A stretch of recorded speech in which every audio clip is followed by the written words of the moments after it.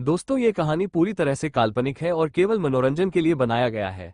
और इस कहानी में किसी भी व्यक्ति, नाम, उत्पाद या वास्तविकता का अपमान नहीं किया गया है। अगर आप लोग हमारे PRM नॉवल चैनल पर नए हैं तो वीडियो को लाइक और चैनल को सब्सक्राइब जरूर करें, ताकि हम आप तक ऐसी वीडियो पहुंचाते रहें। अगर कहानी में कोई गलती होती है तो आप हमें कमेंट करें, हम उसे दोबारा अपलोड करेंगे। धन्यवाद। एपिसोड 110, रूम और अयुमी को पता चला अपने बच्चे का सच। अब आगे रूम का रूम। जब अयुमी ने रूम से कहा था, आपने हमारी सुहागरात वाली रात को मुझे बहुत प्यार किया होगा ना रम्यक जी। मैं तो आपकी बाहों में आपके छूने भर से ही पिघल चुकी होंगी। पहली रात उनकी तब मनी थी जब रम्यक ने अयुमी को वंचित के करीब देखा था क्लब में। उसी रात रूम ने अयुमी को ड्रग्स दिए और फिर रूम ने अपनी जलन के चलते गलत कदम उठा लिया। अयुमी रूम को देख रही थी, वही रूम रो रहा था। वो जमीन पर बैठा था, दीवार की तरफ मुंह किए। अयुमी बस उसे बिना किसी भाव के देखे जा रही थी। रूम को अपने किए पर पछतावा हो रहा था। अयुमी उसे आवाज लगाती है, सुनिए जी, आपको क्या हुआ, आप वहां क्यों बैठे हैं? अयुमी की आंखों में रूम के लिए सिवाय नफरत के कुछ नहीं था। उसे अजीब जरूर लग रहा था कि रूम ऐसे जमीन पर क्यों बैठा है। क्या सच में अयुमी का वार सही निशाने पर लगा है? वो कुछ देर में आएगा, अयुमी सो जाए, इतना कहकर रूम से निकल जाता है ताकि अयुमी उसके आंसू ना देख पाए। कुछ आधे घंटे बाद जब वो रूम में आया तो उसने अयुमी को देखा, जिसका हुलिया ठीक नहीं था। उसकी साड़ी का पल्लू पूरी तरह से हट चुका था। रूम दरवाजा बंद करके अयुमी के पास जाकर उसके माथे को चूमकर कहता है, मुझे माफ कर देना सनशाइन, मैं तुम्हें सब सच बताना चाहता हूँ, मगर तुम मुश्किल से खुश रह रही हो। वो कड़वी यादें याद दिलाकर मैं तुम्हें हट नहीं करना चाहता। कहते हुए वो अपनी शर्ट निकालने के बाद अयुमी को बाहों में भर लेता है। अयुमी ने काफी रिवीलिंग ब्लाउज पहना था, जिस वजह से उसके क्लीवेज अच्छे से शो हो रहे थे। रूम अयुमी के साथ कुछ नहीं करना चाहता था। पहले की गलतियों की सजा बाकी है, ऊपर से ये गलती। इसके लिए तो अयुमी उसे कभी माफ नहीं करेगी। कितने साल हो गए उसने अपनी अयुमी के कोमल बदन को प्यार नहीं किया था। इतना सोचकर उसने अयुमी का ब्लाउज खोल दिया और वो अयुमी के बदन देखकर रुक नहीं पाता है और उन्हें प्यार से सहलाने लगता है। रूम ने उसकी चेहरी को मुंह में भर लिया और धीरे धीरे होंठों में भरने लगा। पहले वो उन्हें बहुत धीरे से दबा रहा था, मगर जैसे ही उसने फोर्स लगाया, कुछ टेस्ट उसके मुंह में फील हुआ।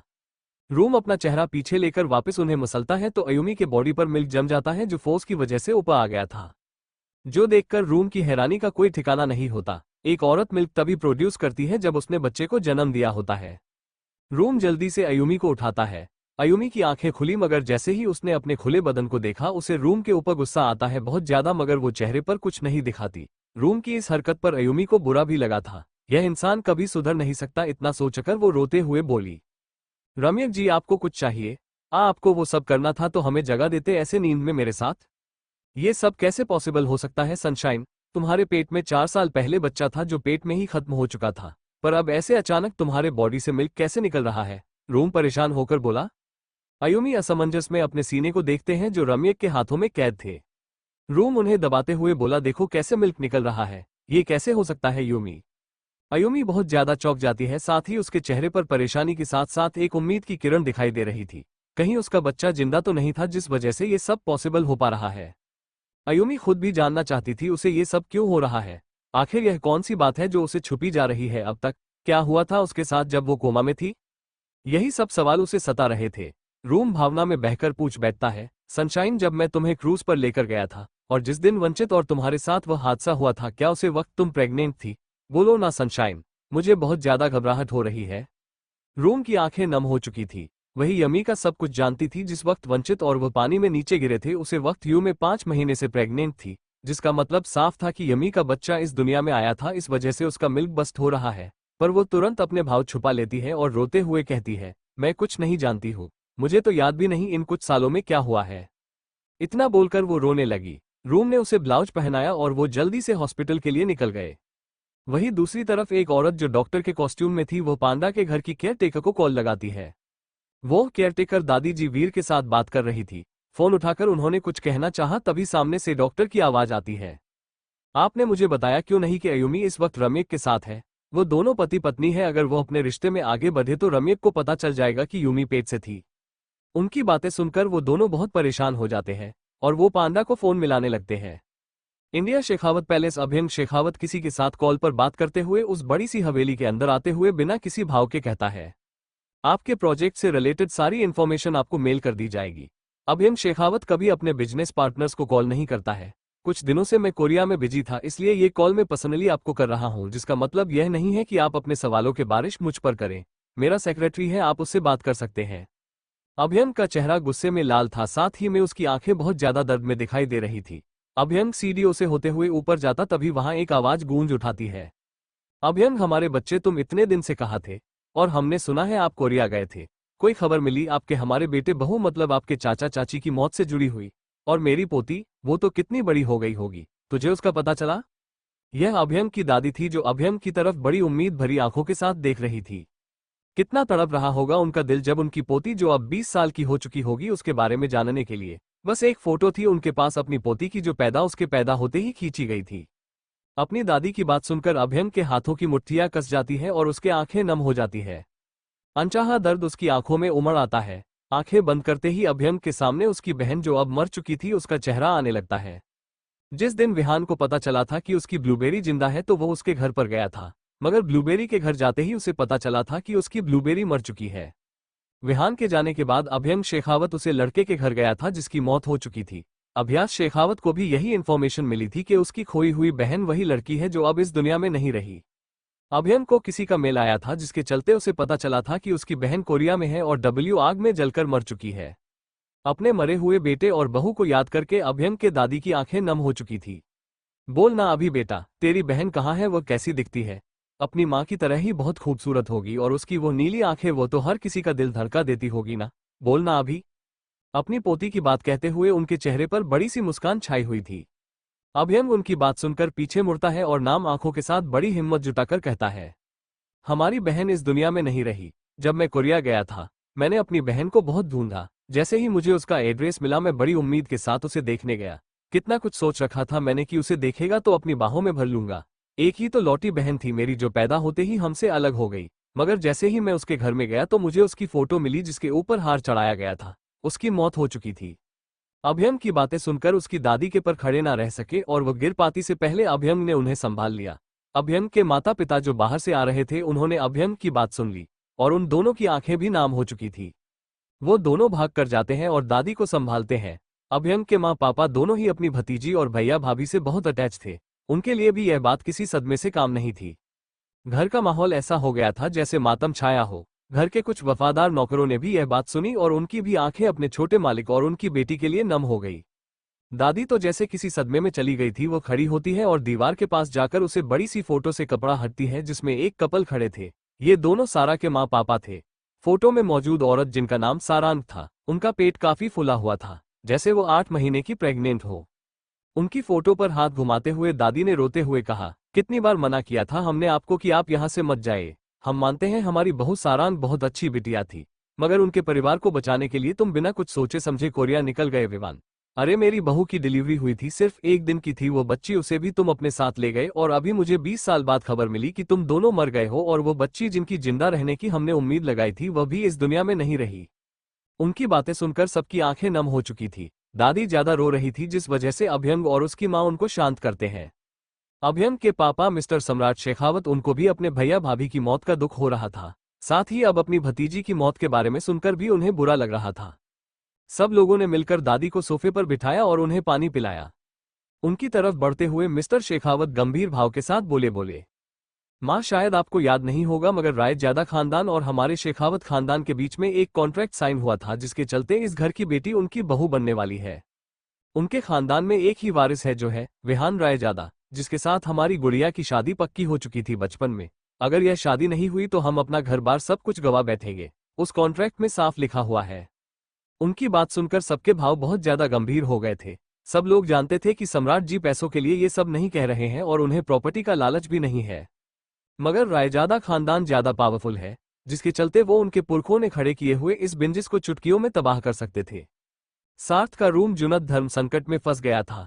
अक्षु का गिड़गिड़ाना सुनकर और अपने भाई की इस लड़की के लिए तड़प देखकर वो परेशान हो जाता है कि क्या करे अब। सार्थ खड़े होकर सबसे पहले अक्षु की तरफ बढ़ जाता है। अक्षु रोते होते हुए जुनद की बाजू पकड़ लेती है। कोई और सिचुएशन होती तो जुनद सबसे पहले इस लड़की के हाथ काट कर फेंक देता। पता नहीं क्यों उसे तो अपनी इंसेक्ट का टच ही फील करना अच्छा लगता था। कुछ देर पहले उसने सारा को एक मैसेज भी भेजा था।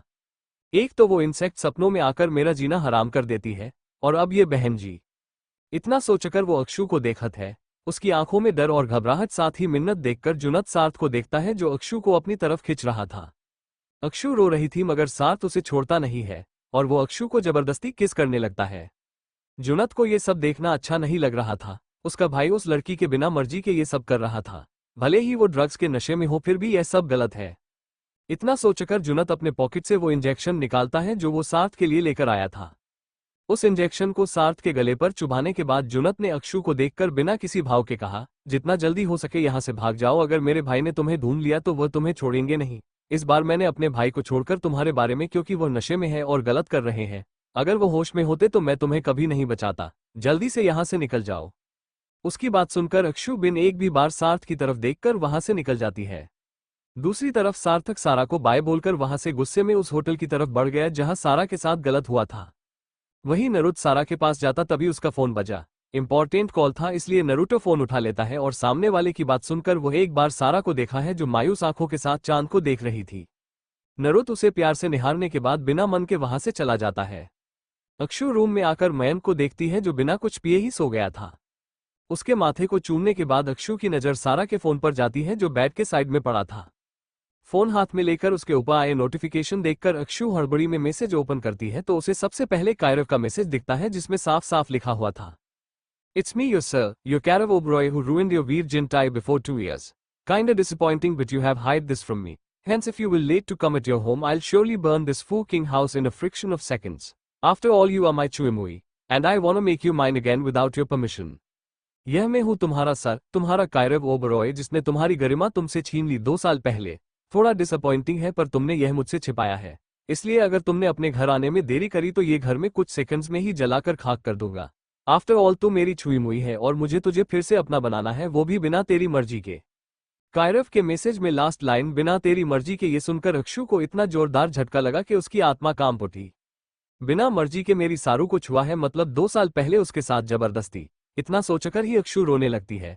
उसे जुनत का भी मैसेज दिखता है मगर वो मैसेज ओपन करती इसके पहले सारा वहां पर आ जाती है और वो अक्षु की ऐसी हालत देखकर रोते हुए उसकी फिक्र में कुछ पूछती। इससे पहले अक्षु सारा के आगे फोन करके बोली, कायरव ओबरॉय ने तेरे साथ 2 साल पहले क्या किया था सारू? अब आगे क्या होगा जानने के लिए बने रहिए सिर्फ हमारे YouTube चैनल पर। एपिसोड 111 सारा तेरे साथ 2 साल पहले क्या हुआ था? सॉरी, अब आगे ज्यादा भड़कना मत मुझ पर क्योंकि रिपीटेड चैप्टर है मगर मेरी मजबूरी है। आपके 4 कॉइन्स बेस्ट होंगे, उसके लिए सॉरी। अक्षु रूम में आकर मयंक को देखती है जो बिना कुछ पिए ही सो गया था। उसके माथे को चूमने के बाद अक्षु की नजर सारा के फोन पर जाती है जो बेड के साइड में पड़ा था। फोन हाथ में लेकर उसके ऊपर आए नोटिफिकेशन देखकर अक्षु हड़बड़ी में मैसेज ओपन करती है तो उसे सबसे पहले कायरव का मैसेज दिखता है जिसमें साफ साफ लिखा हुआ था, it's me your sir, your Kairav Oberoi who ruined your Veer tie before 2 years. Kinda disappointing but you have hide this from me. Hence if you will late to come at your home I'll surely burn this fucking house in a friction of seconds. After all you are my Chuimui. And I wanna make you mine again without your permission. यह मैं हूँ तुम्हारा sir, तुम्हारा कायरव ओबरॉय जिसने तुम्हारी गरिमा तुमसे छीन ली 2 साल पहले। थोड़ा डिसअपॉइंटिंग है पर तुमने यह मुझसे छिपाया है, इसलिए अगर तुमने अपने घर आने में देरी करी तो ये घर में कुछ सेकंड्स में ही जलाकर खाक कर दूंगा। आफ्टर ऑल तू मेरी छुई मुई है और मुझे तुझे फिर से अपना बनाना है, वो भी बिना तेरी मर्जी के। कायरव के मैसेज में लास्ट लाइन बिना तेरी मर्जी के ये सुनकर अक्षु को इतना जोरदार झटका लगा कि उसकी आत्मा कांप उठी। बिना मर्जी के मेरी सारू को छुआ है, मतलब 2 साल पहले उसके साथ जबरदस्ती। इतना सोचकर ही अक्षु रोने लगती है। उसे जुनत का भी मैसेज दिखता है मगर वो मैसेज ओपन करती इसके पहले सारा वहां पर आ जाती है और वो अक्षु की ऐसी हालत देखकर रोते हुए उसकी फिक्र में कुछ पूछती। इससे पहले अक्षु सारा के आगे फोन करके बोली, कायरव ओबरॉय ने तेरे साथ 2 साल पहले क्या किया था सारू? अक्षु की बात सुनकर सारा की मानो सांसें थम गई थी, उसके हाथ पैर कांपने लगे थे। अक्षु रूम में आकर मयंक को देखती है जो बिना कुछ पिए ही सो गया था। उसके माथे को चूमने के बाद अक्षु की नजर सारा के फोन पर जाती है जो बेड के साइड में पड़ा था। फोन हाथ में लेकर उसके ऊपर आए नोटिफिकेशन देखकर अक्षु हड़बड़ी में मैसेज ओपन करती है तो उसे सबसे पहले कायरव का मैसेज दिखता है जिसमें साफ साफ लिखा हुआ था, it's me your sir, your Kairav Oberoi who ruined your Veer tie before 2 years. Kinda disappointing but you have hide this from me. Hence if you will late to come at your home I'll surely burn this fucking house in a friction of seconds. After all you are my Chuimui. And I wanna make you mine again without your permission. यह मैं हूँ तुम्हारा sir, तुम्हारा कायरव ओबरॉय जिसने तुम्हारी गरिमा तुमसे छीन ली 2 साल पहले। थोड़ा डिसअपॉइंटिंग है पर तुमने यह मुझसे छिपाया है, इसलिए अगर तुमने अपने घर आने में देरी करी तो ये घर में कुछ सेकंड्स में ही जलाकर खाक कर दूंगा। आफ्टर ऑल तू मेरी छुई मुई है और मुझे तुझे फिर से अपना बनाना है, वो भी बिना तेरी मर्जी के। कायरव के मैसेज में लास्ट लाइन बिना तेरी मर्जी के ये सुनकर अक्षु को इतना जोरदार झटका लगा कि उसकी आत्मा कांप उठी।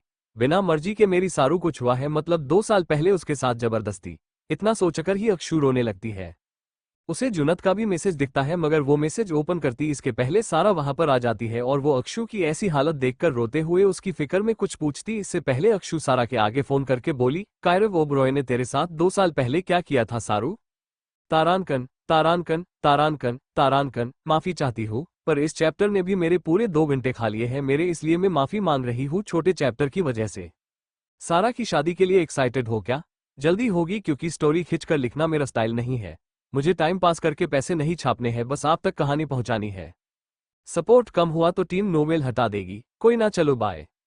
तारानकन तारानकन तारानकन तारानकन, माफी चाहती हूँ, पर इस चैप्टर ने भी मेरे पूरे 2 घंटे खा लिए हैं मेरे, इसलिए मैं माफी मांग रही हूँ छोटे चैप्टर की वजह से। सारा की शादी के लिए एक्साइटेड हो क्या? जल्दी होगी, क्योंकि स्टोरी खिंचकर लिखना मेरा स्टाइल नहीं है। मुझे टाइम पास करके पैसे नहीं छापने हैं, बस आप तक कहानी पहुंचानी है। सपोर्ट कम हुआ तो टीम नोवेल हटा देगी, कोई ना, चलो बाय। 20 साल की मासूम अविका, जिसका सपना था एक गैमर बनने का, पर वो बन जाती है आर्यमान सिंघानिया की सनक तो दूसरे भाई वत्सल सिंघानिया की नफरत। अविका गई थी एक टूर्नामेंट खेलने, जहां वत्सल सिंघानिया को मारे एक थप्पड़ की कीमत उसे अपनी मासूमियत खोकर चुकानी पड़ती है। वही वत्सल का छोटा भाई आर्यमान अविका के जिस्म के पीछे पागल था। उसने अविका के साथ प्यार का नाटक किया था, मगर उसका बड़ा भाई वत्सल अविका को किडनैप करके उस थप्पड़ का बदला लेता है। तो कैसे बर्दाश्त करेगा आर्यमान सिंघानिया अपनी मोहब्बत अविका को अपने भाई की बाहों में? किस हद तक बर्बाद करेगा वत्सल अविका को?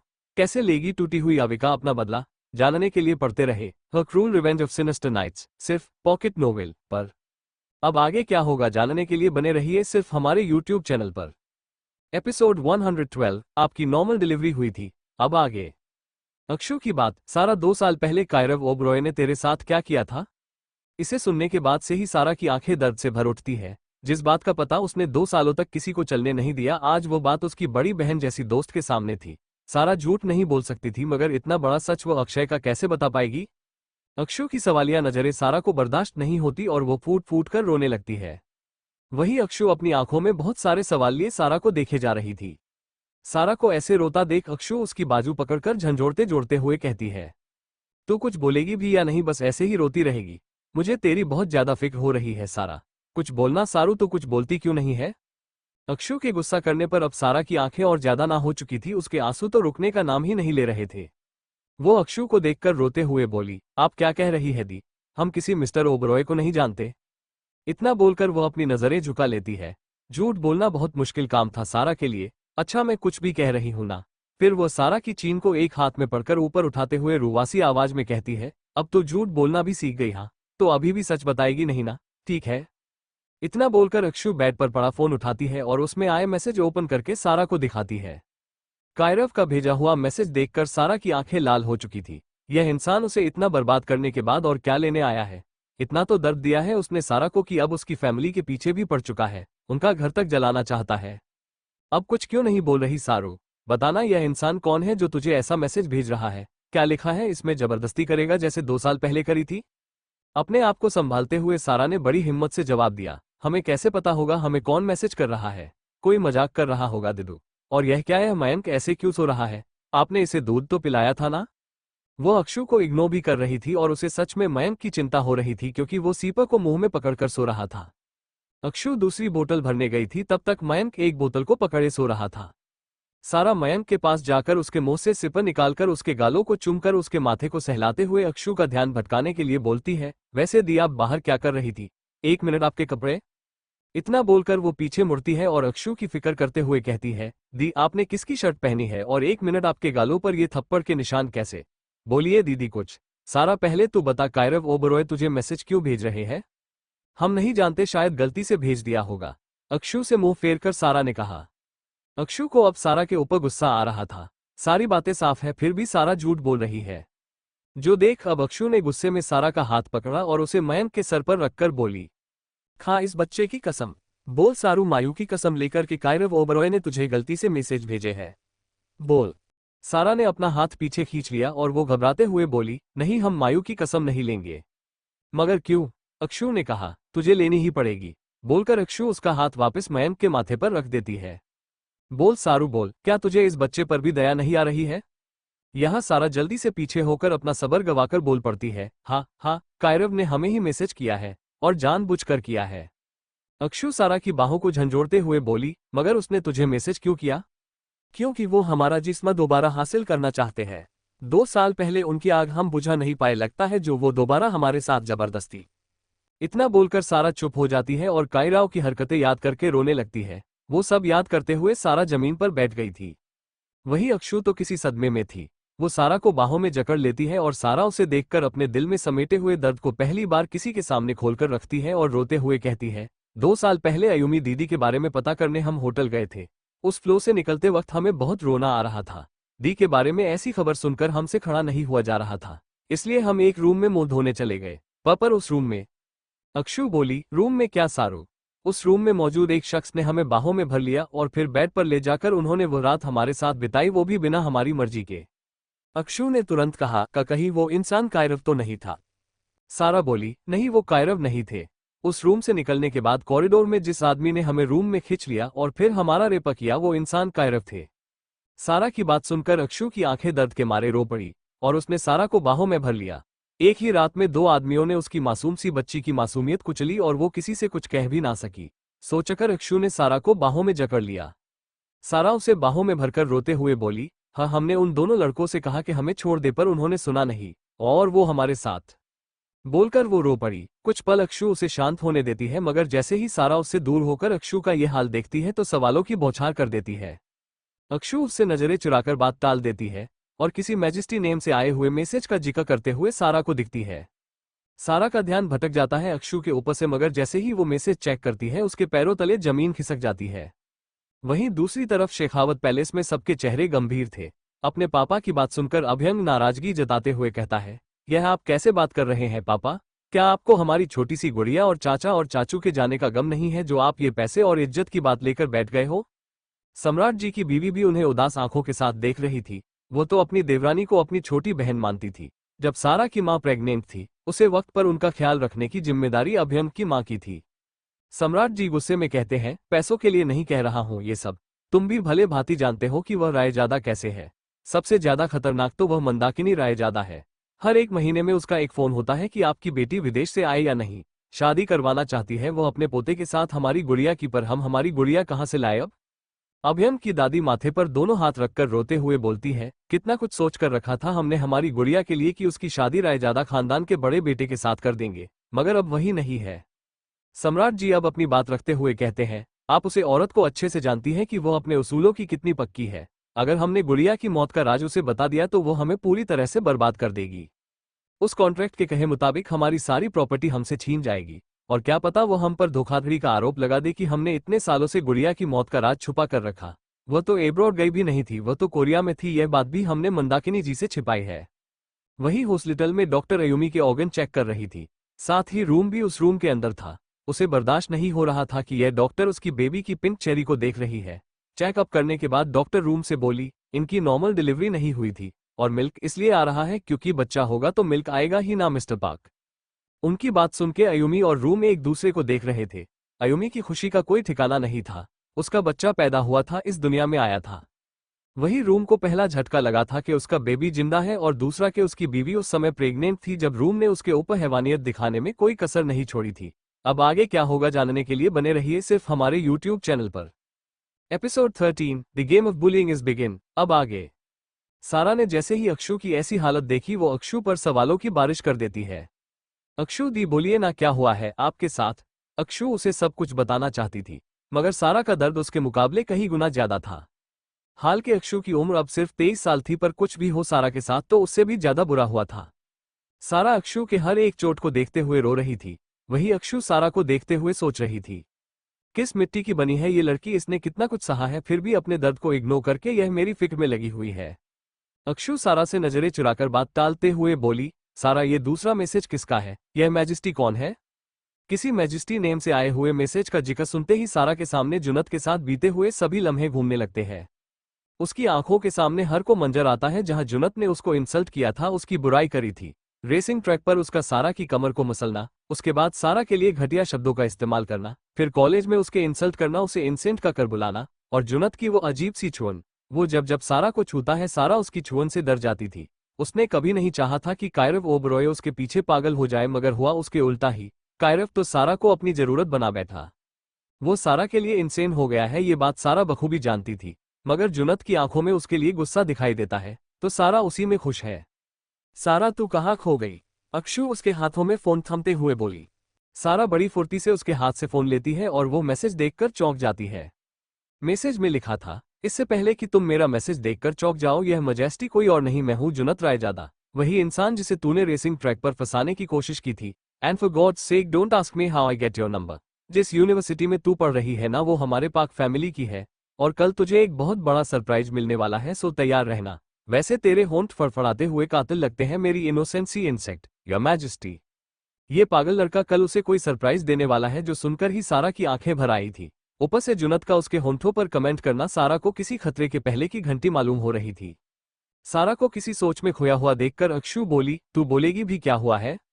दीदी वो हमारे सीनियर का मैसेज है, कल कॉलेज में एक फंक्शन होने वाला है जिससे रिलेटेड इन्फॉर्मेशन उन्होंने हमें मैसेज के थ्रू बताई है। झूठ बोलते हुए उसे बहुत ज्यादा गिल्ट हो रहा था, मगर जो सच उसने अभी कुछ देर पहले अक्षु को बताया है उसके चलते बेचारी अफसोस के लिए परेशान होगी, यही सोचकर सारा ने उसे कुछ नहीं बताया। अक्षु भी जल्दी से वॉशरूम में जाकर वहां पड़ी नाइट गाउन पहनकर मेकअप से अपने चेहरे पर बने थप्पड़ के निशान छिपा लेती है। रूम में आकर उसने सारा को देखा जो मयंक को उदास आंखों के साथ देख रही थी। अक्षु सारा के माथे को सहलाकर कहती है, मुझे तुझसे कुछ बात करनी है सारू। बोलिए दिदू, बोलकर वो मयंक को अच्छे से ब्लैंकेट ओढ़ाकर काउच पर बैठ जाती है। शायद वो इतनी परेशान हो चुकी थी कि उसने अक्षु के जख्मों पर ध्यान नहीं दिया था, क्योंकि वो अब मयंक को लेकर परेशान थी। रूम मयंक के पिता है और यह बात उसे पता चलनी चाहिए, पर यह बात पता चलने के बाद क्या वो मयंक को एक्सेप्ट करेगा या फिर जैसे रूम ने उसकी बहन को दर्द दिया वैसे ही मयंक को भी ट्रीट करेगा?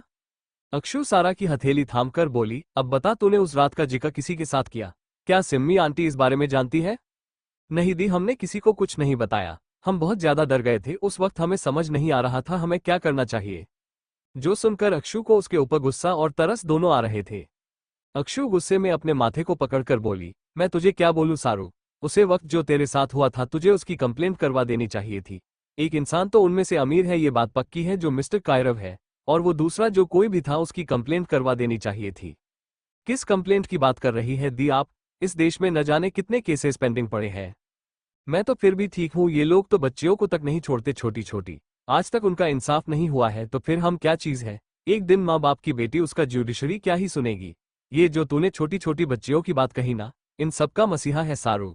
तूने न्यूज में देखा नहीं है क्या, कोरिया, जापान, थाईलैंड में जिन्होंने माइना बच्चों के साथ गलत किया है उन्हें पिछले 2 सालों में मौत के घाट उतार दिया गया है, और यह सब किसी गैंगस्टर वी का काम है, ऐसा कहा जाता है, अक्षु ने कहा। मगर जैसे ही उसने छोटे बच्चे शब्द पर गौर किया, उसे याद आता है सारा भी उस वक्त छोटी ही होगी, और कोरियन लॉ के हिसाब से अगर 18 साल होने से पहले सारा के साथ गलत हुआ है तो इसकी सजा सीधा कोरिया मिलिट्री सुनाती है। फिर वह कितना भी बड़ा बिजनेसमैन क्यों ना हो, कितना भी अमीर क्यों ना हो, उसे इंसान को सजा मिलनी तय है। अक्षु सारा को देखकर बोली, तू कोरियन मिलिट्री के पास क्यों नहीं गई? तो उसे वक्त मायना थी सारा, तेरे साथ हुई चीज की सजा उन हैवानों को जरूर मिलती।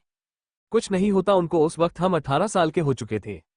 सारा की यह बात सुनकर अक्षु उसे कुछ कहती तभी सारा बोली, कोरिया बर्थ डेट के हिसाब से बच्चा जब पेट में तैयार होता है तभी से उसकी एज काउंट होनी शुरू हो जाती है। इस हिसाब से जब बच्चा पैदा होता है तब वो 1 साल का कंसिडर किया जाता है। इस हिसाब से जिस वक्त हमारे साथ गलत हुआ था हम 18 साल के पूरे हो चुके थे, और कोरियन लॉ के हिसाब से हमारे गुनहगारों को उसे वक्त कोई सजा नहीं मिलती, उल्टा उन्हें पता चल जाता हमने कंप्लेंट करी है और वो हमें मरवा देते। अक्षु जापान से थी मगर उसने कोरिया के ऐसे कानून के बारे में सुनकर रखा था। अक्षु ने गंभीर भाव के साथ पूछा, क्या तेरे बर्थ सर्टिफिकेट पर तेरी बर्थ डेट जन्म होने से पहले की है? हाँ दीदी, दुख की बात है मगर हमारी उम्र उस वक्त 18 साल पूरी थी। जो सुनकर अक्षु का दिल धक्का सा रह गया। और आपको पता है जिस रात हमारे साथ ये सब हुआ उसी रात 12 बजे हमारी उम्र असल में 18 हो गई थी, मतलब ऐसे और वैसे भी हम 18 के पूरे हो गए थे। अक्षु बोली, मतलब उन दरिंदों ने तुझे तेरे 18 साल पूरे होने के बाद छुआ था और इसलिए वो कानून और मिलिट्री से बच सकते थे, तभी तू उनके खिलाफ कंप्लेंट करने नहीं गई थी सारा? हाँ दीदी, हमने सोचा था मिलिट्री का सहारा ले ऐसा। अक्षु को भरोसा नहीं होता सारा कितनी ज्यादा होशियार है, उस वक्त पर भी उसने कितना सोच लिया था। पर अक्षु को एक बात की खुशी थी कि यह सब सारा के माइनर एज में नहीं हुआ, वो नाबालिग थी तब हुआ, नहीं तो नाजुक सी बच्ची इतना सब कुछ कैसे सह पाती। दोस्तों, मैं भी इंसान हूं और समझ रखती हूं कि गलत किस उम्र में होना चाहिए। सारा के साथ ये सब तब हुआ जब वो 18 साल की हुई थी। कोरिया में उम्र तब से गिनी जाती है जब बच्चा पेट में तैयार होता है, और सारा की नेशनलिटी कोरियन थी, उसे हिसाब से उसकी बर्थ सर्टिफिकेट में वही उम्र लिखी हुई थी, जिस वजह से इस मामले में कोरियन मिलिट्री उसकी कोई हेल्प नहीं कर सकती थी। माइनस के साथ गलत दिखाने के अगेंस्ट हूं मैं, और सारा उस वक्त 18 की हो गई थी। इनफैक्ट उसके बर्थडे से रिलेटेड राज तो अभी खुलने बाकी है। हॉस्पिटल में वही रूम ने डॉक्टर को घुर के देखा और अपनी रुड आवाज में बोला, अब अपने हाथ और सारे इक्विपमेंट्स अच्छे से क्लीन करो। मेरी वाइफ का टच ना तो तुम्हारे हाथों पर होना चाहिए और ना ही किसी ट्रीटमेंट पर, जस्ट गेट लॉस्ट। अयुमी अजीब नजरों के साथ रूम को देखती है और जल्दबाजी में अपनी मासूम सी आवाज में पूछती है, डॉक्टर बताइए ना मुझे क्या हुआ है, कैसे अचानक से मिल्क बाहर निकलना नॉर्मल बात तो नहीं है, आप जल्दी बताइए, मुझे बहुत ज्यादा फिक्र हो रही है।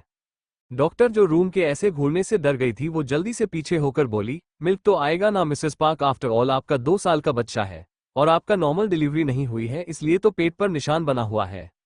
इतना बोलकर डॉक्टर अयुमी को देखती है जो किसी सदमे में थी। उन्होंने अयुमी के सीने को अच्छे से चेक किया था, जिस वजह से उसने ब्लाउज वगैरह कुछ नहीं पहना था, ब्लाउज के बटन ओपन थे। रूम ने जब डॉक्टर को उसकी बीवी को ऐसे घूरते हुए देखा तो उसे बहुत ज्यादा गुस्सा आता है और वो डॉक्टर को वहां से दूर हटाता है, फिर बच्चे वाली बात पर गौर करता है। उसके तो पैरों तले जमीन खिसक गई थी। वो दोनों पति पत्नी उस सदमे से बाहर निकलने के बाद एक दूसरे को नम आंखों के साथ देखते हैं। अयुमी रो रही थी। रूम ने सवाल किया कि अयुमी उसे सच बताए, पर अयुमी ने अपना झूठ जारी रखते हुए कहा कि उसे कुछ नहीं पता, वो तो अपनी याददाश्त गवा बैठी है। रूम ने पहले अयुमी को गले लगाया, फिर वो हॉस्पिटल से निकलकर अयुमी को पांडा के घर की केयर टेकर के पास लेकर गया। उन दादी से पूछताछ करने के बाद उन दोनों को जो पता चला उसे सुनकर उनके जैसे दुनिया मानो थम गई थी।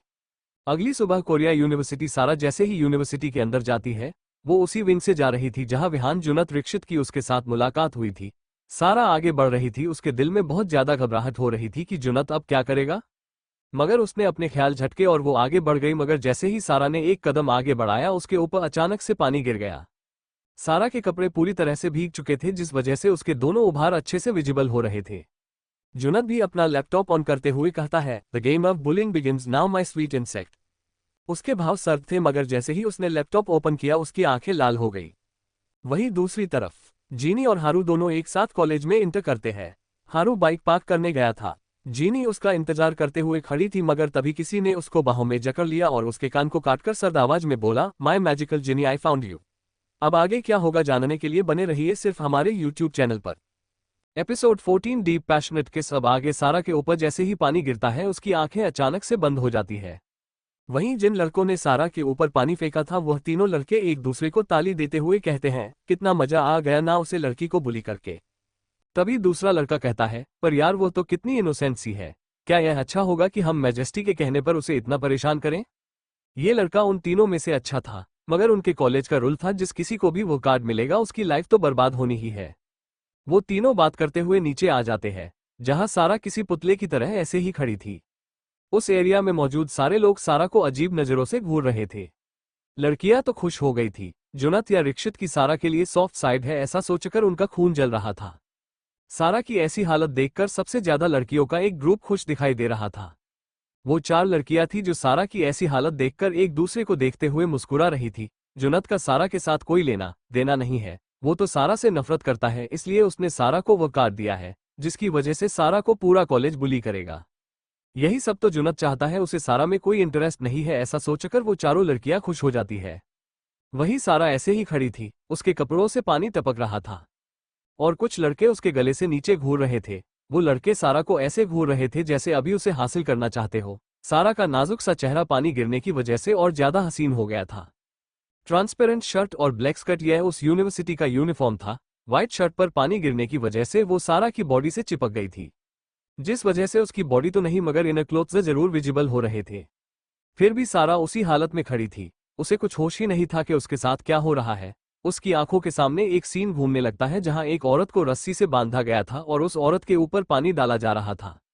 एक आदमी उस औरत को लगभग 15 आदमियों से बचाने की कोशिश करने लगता है, मगर वो बॉडीगार्ड उस आदमी पर भारी पड़ जाते हैं। वो आदमी बॉडीगार्ड्स को धक्का देते हुए कहता, छोड़ दो मेरी सारान को, आई विल किल यू ऑल। वो औरत जो सारा की मां थी वो रोते हुए अपने पति को देखकर कुछ इशारा करती है, जिसे वो आदमी समझ जाता है और उन गुंडों को देखते हुए उनके मालिक को निकम्मा और नामर्द कहता है, जिस वजह से वो आदमी गुस्से में विवान को धक्का दे देता है। विवान जैसे ही जमीन पर गिरता है, सारांग उन्हें वापस से इशारे में टेबल की तरफ इशारा करती है, जहां से गन उठाकर विवान जल्दी से उन बॉडीगार्ड के माथे पर लगाकर कहता है, किसने भेजा है तुम्हें, और अगर तुमने जवाब नहीं दिया तो मैं तुम्हारे बॉस की खोपड़ी उड़ा दूंगा। यही तुम्हारा हेड बॉडीगार्ड है ना, इसकी खोपड़ी में 1 सेकंड में उड़ा दूंगा। वो आदमी डरते हुए पीछे हो गए और हेड बॉडीगार्ड डरते हुए बोला, तुम इस गूंगी लड़की के पास मौजूद सारी सीडी और रिकॉर्डिंग हमें दे दो, हमारे बॉस तुम्हें छोड़ देंगे। क्यों इस गूंगी लड़की के लिए? वो आदमी एक लफ्ज ना बोल पाया क्योंकि बंदूक की आंधी गोलियां उसके माथे में थी। सारांग को रोता देख विवान उस बॉडीगार्ड की लाश को लात मारकर बाकी बॉडीगार्ड पर गन पॉइंट करके बोला, यह मेरी जान है, इसके खिलाफ एक लफ्ज बोलोगे तो जान से मार दूंगा। खबरदार, जो किसी ने मेरी बीवी को कुछ बोला तो बताओ किसने भेजा है तुम्हें। जिस बॉडीगार्ड के माथे पर बंदूक थी वो घबराते हुए बोला, हमें मिस्टर पाक ने भेजा है, हम पाक एम्पायर के बड़े बेटे मिस्टर पाक के आदमी है। वहीं दूसरी तरफ जुनद एलेक्स और संचित के कॉलेज में बने खुफिया रूम में बैठा था। उसने लैपटॉप खोला, चेहरे पर छाई हुई उसकी मुस्कान कुछ ज्यादा ही गहरी थी। जिस लड़की ने उसे फंसाने की कोशिश करी वो लड़की अब अपने मंसूब में कामयाब भी हो रही थी, क्योंकि वो जुनद के सपनों में आकर उसका दिमाग और बुरा वाला दिमाग जो उसके जूनियर के पास है दोनों को खराब करती है। बस यही सोचकर वो सारा को बर्बाद करके छोड़ देगा, इसलिए जुनद ने सारा को वाइल्ड कार्ड थमा दिया। मगर जैसे ही लैपटॉप ऑन होता है उसमें मौजूद फुटेज देखते हुए जुनद की मुट्ठियां कस जाती है। अरे देख तो कितनी हॉट लग रही है, कोई इतना खूबसूरत भी हो सकता है क्या? हाँ देख तो इसकी शर्ट कैसे भीग चुकी है। कुछ लड़के सारा को देखकर ऐसे बुरे कमेंट्स पास कर रहे थे।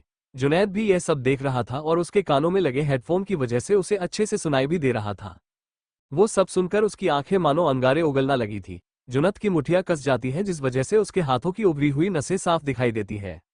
जुनद नॉर्मली भी बहुत ज्यादा गुस्सा करता था, पर आज का उसका गुस्सा बहुत ज्यादा अजीब दिखाई दे रहा था। उसने गौर किया कि इस लड़की ने एक व्हाइट ट्रांसपेरेंट शर्ट पहनी है जिसकी वजह से इसकी इनरवियर साफ दिखाई दे रही है। कि लड़की पागल है, इसे समझ नहीं आता अपने आप को ढक ले ऐसा। और इसको वाइल्ड कैट दिया है, क्या मतलब इस पानी में डूबने को कहा था मैंने इन कमीनों को। सबके सब गधे भरे हैं यहाँ पर। और भी तरीके थे उसे परेशान करने के, हाँ बस उसे बिना छुए परेशान करना चाहिए। अगर किसी ने मेरी इंसेंट को हाथ भी लगाया तो मैं उसका हाथ तोड़कर फेंक दूंगा। और ये 2 कौड़ी के लड़के मेरी इंसेंट की बॉडी उसके छोटे छोटे फ्रूट्स को लेकर इतने वाहियात कमेंट्स पास कर रहे हैं, और ये लड़की इसे तो कुछ पड़ी ही नहीं है, ये तो अपनी ही धुन में खुद को शो कर रही है उनके सामने। मैं तुझे छोड़ूंगा नहीं इंसेक्ट, यू हैव टू पे फॉर दिस। इतना बोलकर वो कॉरिडोर की तरफ बढ़ गया। वही सारा को कब से अपने माँ पापा की यादों में खोई हुई थी। उसके कानों में एक सख्त आवाज गूंजती है, क्या हो रहा है यहाँ पर। यह आवाज बहुत ज्यादा सर्दी थी जिसे सुनकर सारा के पैर कांपने लगे थे। उसने नजर उठाकर देखा तो उसके सामने रिक्षित खड़ा था। मगर जो 3 लड़के सारा के ऊपर पानी फेंक कर आए थे उन तीनों में से एक लड़का सर को बड़ी अजीब नजरों से घूर रहा था। सारा को देखते हुए वो लड़का बोला, बस एक बार इन्हें अपने हाथों में पकड़कर मसल दूं, मजा आ जाएगा। ये बात जिस लड़के ने कही थी वह इस कॉलेज का सबसे वाहियात लड़का था। उसके हिसाब से लड़कियां रिस्पेक्ट तो डिजर्व करती ही नहीं थी। यह ना जाने कितनी लड़कियों के साथ सो चुका था, मगर इसका अगला टारगेट इतनी छोटी सी लड़की है। ये देखकर उसके दोस्त उसे वोन करने की सोचते हैं। वही रिक्षित को देखकर सारा डर के मारे पीछे जाने लगी थी। तभी रिक्षित आगे बढ़कर सारा को गुस्से में घूरने लगा। सभी स्टूडेंट से तमाशा अच्छे से एंजॉय कर रहे थे। उन 4 लड़कियों का ग्रुप तो बहुत ज्यादा खुश हो गया था रिक्षित को गुस्से में देखकर। उन्हें तो लग रहा था रिक्षित अब सारा के अच्छे से बैंड बजाएगा। पर उनकी सोच के उलट रिक्षित ने अपना ब्लेजर उतारा और सारा कोर्स से धकते हुए गुस्से में बोला, किसने बोला था ऐसे कॉलेज में गिला होकर घूमने के लिए। वही जुनद जो सारा के लिए अपनी शर्ट उतारकर उस विंग में पहुंचा तो वहां पर रिक्षित और सारा की ऐसी करीबी देखकर उसके गुस्से का कोई ठिकाना नहीं रहता है। रिक्षित सारा को कोट पहना रहा था, वही जुनद के गुस्से का कोई ठिकाना नहीं था। ये सब देखकर सारा की नजर जब रिक्षित से हटकर पीछे जाती है तब अपने सामने थोड़ी दूरी पर खड़े हैंडसम शैतान को देखकर उसकी आंखें बाहर आने को हो गई थी। सारा जुनद को अपने करीब आता देखकर कुछ कहती तभी अभी वहां पर आ जाता है। अभी सारा की ऐसी हालत देखकर उसका हाथ पकड़कर जल्दबाजी में वॉशरूम की तरफ लेकर जाता है। संचित और उसकी बहन भी यह सीन देख चुके थे। सारा को देखकर संचित को जीनी और अपनी मुलाकात याद आ जाती है। वो इसलिए क्योंकि अगर सारा उस रात पुलिस लेकर नहीं जाती क्लब के उस रूम में और ना ही संचित अरेस्ट नहीं होता तो फिर उसके पापा उसे सिर्फ एक पिकाचू वाली शॉट में घर से बाहर कैसे फेंक देते। वो बाहर नहीं जाता किसी भिखारी की तरह तो जीनी उसकी फोटो खिंचती कैसे, उनकी यह कोल्ड वार शुरू कैसे होती और संचित को उसकी हॉट चुड़ैल कैसे मिलती। बस अब और नहीं, मैं इस छोटी सी बच्ची से क्यों नफरत करूं। ये नहीं होती तो मुझे मेरी हॉट सी चुड़ैल कैसे मिलती। संचित को अब अचानक से सारा लिए भाईचारा उमड़ने लगा था। वो सारा को देखते हुए शिवी से बोला, देख कितनी प्यारी बच्ची है, इसे उस खड़ूस जुनत ने वाइल्ड कार्ड क्यों दिया होगा। मुझे एलेक्स से बात करनी पड़ेगी। मगर शिवी तो उदास आंखों के साथ अभी को देख रही थी। उसके वंचित भाई की गलती की सजा नहीं थी। और माफी तो बिल्कुल भी नहीं, मगर क्या इन सब में बेचारी मासूम शिवी को अपने प्यार की कुर्बानी देनी पड़ेगी? उसमें उसकी क्या गलती थी? बचपन में प्लेग्राउंड में खेलते हुए ही उसे अभी से प्यार हो गया था, और अभी कह रहा है वो वंचित भाई के वजह से शिवी को नहीं अपनाएगा, क्योंकि अयुमी के साथ गलत करने के लिए हाँ वंचित ने ही कहा था। शिवी को कहीं खोया देखकर संचित का मुंह बन गया। फिर वो प्रिंसिपल ऑफिस की तरफ जाते हुए बोला, तेरी दोस्त जीनी को मैंने कल कॉलेज में देखा था, तो उसका बायोडेटा निकालने जा रहा हूँ। तू तो उसका नंबर नहीं दे रही है, इसलिए अब डीन उसका नंबर देगा। अपनी दोस्त जीनी के लिए उसे अपने भाई के इरादे कुछ ठीक नहीं लगते, मगर वो खुद अपने प्यार के लिए स्ट्रगल कर रही थी, इसलिए जीनी का मैटर वो जीनी के ऊपर छोड़ने का सोचती है और अभी के पीछे पीछे चली जाती है। रिक्षित जब पीछे पलटकर जुनत को बिना शर्ट के देखता है तो उसकी भवें सिकुड़ जाती है। वो जुनत को एक लुक देता है, जिसे इग्नोर करके जुनत गुस्से में चिल्लाकर कहता है, अगर तुम में से कोई पीछे मुड़ गया तो जान से मार दूंगा। उसकी आवाज इतनी सर्द थी कि सभी लोग डर के मारे आंखें बंद कर लेते हैं। वही जुनत शर्ट पहनकर एक बार रिक्षित को घूरते हुए सारा जिस तरफ गई उस ओर देखता है। संचित उतावला होकर जुनत के पास जाता, तभी उसकी नजर अपने भाई पर गई। कितना खड़ूस है उसका भाई, बिल्कुल इन डेविल ब्रदर्स की तरह है। कभी कभी मुझे तो लगता है यह मेरे भाई है ही नहीं, यह इन पाक खानदान के ही वारिस है। वही कॉलेज पार्किंग एरिया में जीनी ने जब सामने खड़े एलेक्स को देखा तो उसकी आंखें बाहर आने को हो गई। एलेक्स ने जीनी को बाहों में भर लिया, जिस वजह से जीनी छटपटा रही थी उसकी बाहों में। मगर एलेक्स उसे दीवार और अपने बीच में कैप्चर करके उसके होठों के अगेंस्ट बड़बड़ा कर कहता है, मेरी मैजिकल जिनी डार्लिंग, फाइनली तुम मुझे मिल गई। एलेक्स के चेहरे से तो खुशी जाने का नाम ही नहीं ले रही थी। वही जीनी को लग रहा था ये लड़का उसे सजा देगा उसकी गलती के लिए जो जिनी ने एलेक्स का वीडियो वायरल करके करी थी। मगर एलेक्स तो जीनी को बाहों में भर लेता है और जीनी को कसकर बाहों में जकड़ कर कहता है, I missed you so much my Jinni, my cutie pie. इतना बोलकर वो जीनी को कुछ बोलने का मौका दिए बिना उसके होंठ खाने लगता है। कुछ पल बाद सारा चेंजिंग रूम से बाहर निकलती है और अपने छोटे से कपड़े देखकर मुंह बना लेती है। ये कपड़े शिवी ने दिए थे सारा को। सारा उस रूम से बाहर निकलती तभी किसी ने उसकी बाजू पकड़ी और उसे दीवार और अपने बीच कैद करके उसके मुंह पर हाथ रख देता है। सारा इस आदमी को देखकर बहुत ज्यादा डर गई थी। उसकी आंखें आंसुओं से भर गई। वो झटपटाने लगती है उस आदमी की बाहों में। सारा कुछ कहती तभी उस इंसान की कोल्ड आवाज आती है, बड़ा शौक है तुझे ट्रांसपेरेंट टॉप पहनने का। ऑलराइट, तो अब तुझे सजा भी मिलनी चाहिए। इतना बोलकर वो शख्स मतलब जुनत रायजादा सारा के गालों को दबाते हुए उसके होंठों पर अपने सख्त होंठ रख देता है। अब आगे क्या होगा जानने के लिए बने रहिए सिर्फ हमारे YouTube चैनल पर। एपिसोड 115, इंसेक्ट तो इतनी अडोरेबल क्यों है? अब आगे जीनी को देखकर एलेक्स खुद को रोक नहीं पाया और वो जीनी को पागलों की तरह चूमने लगा। पार्किंग लॉट में जीनी और एलेक्स एक दूसरे की बाहों में थे, जहां एलेक्स जीनी के होठों को गहराई में चूम रहा था। उसने जीनी की कमर को कसके पकड़ लिया था और उसके होठों का क्या कहना, वह तो जीनी के होठों को खा रहे थे। जीनी झटपटा रही थी, मगर एलेक्स उसे छोड़ने का नाम ही नहीं लेता। कुछ पल बाद जब जीनी से अलग होकर एलेक्स अपने होंठ सहलाकर कुछ कहता, तभी जीनी उसे देखकर गुस्से में बोली, तुम गंदे लड़के, तुमने मुझे किस किया कैसे? जीनी के बालों को पकड़कर एलेक्स प्यार से बोला, ऐसे माय लिटिल गर्ल। बोलकर वो जीनी को चूम लेता है और कुछ पल बाद उससे दूर हो जाता है। जीनी गुस्से में कुछ कहती तभी वो दोबारा उसे चूमने लगता है। करीब 10 मिनट बाद एलेक्स जीनी से दूर होता है। जीनी के होंठों से खून निकलने लगा था। उसने गुस्से में एलेक्स को देखा और बिना कुछ बोले वो वहां से भाग गई। एलेक्स अपने बाल खींचकर खुद से कहता है, ओह गॉड, कितना समझाया था मैंने खुद को कि अपनी मैजिकल जीनी को देखूंगा तो उससे प्यार से हैंडल करूंगा, उसके साथ बहुत अच्छे अच्छे बातें करूंगा, अपनी गलती की माफी मांगूंगा उस दिन मॉम डैड के सामने उसे किस करने के लिए। मगर देखो तो उसे देखा नहीं कि मेरे अंदर का हवसी जानवर जाग गया। उसके होठों से तो खून निकल रहा था। ओह गॉड, उसे कितना दर्द हो रहा होगा। इतना सोचकर वो अंदर भागता है। वही जीनी वॉशरूम में जाकर अपने होंठों को सहलाते हुए रोने लगती है। वही चेंजिंग रूम में अभी ने दिए हुए कपड़े पहनकर सारा जैसे ही वॉशरूम से बाहर निकलकर चेंजिंग रूम में आती है, तभी वहां पर एक आवाज गूंज उठती है, बड़ा शौक है तुझे ट्रांसपेरेंट टॉप पहनने का। ऑलराइट, तो अब तुझे सजा भी मिलनी चाहिए। यह आवाज सुनकर सारा की रीढ़ की हड्डी तक सिरहन दौड़ जाती है। वो डरते हुए पीछे मुड़ती है, तभी वो इंसान सारा के गले को दबाते हुए उसे लॉकर की तरफ धक्का देता है। लॉकर और उस हैंडसम बॉय के बीच में सारा फंस गई थी। इतना कहकर वो शख्स सारा के गालों पर जोर लगाते हुए उसके होठों का पाउट बनता है और फिर उसके नाजुक से होठों पर अपने पतले होंठ रख देता है। जुनत सारा को किस नहीं कर रहा था, बल्कि वो सारा के होंठों को खा रहा था। दोनों के होंठ आपस में इस कदर उलझ चुके थे कि दूर होने का नाम नहीं ले रहे थे।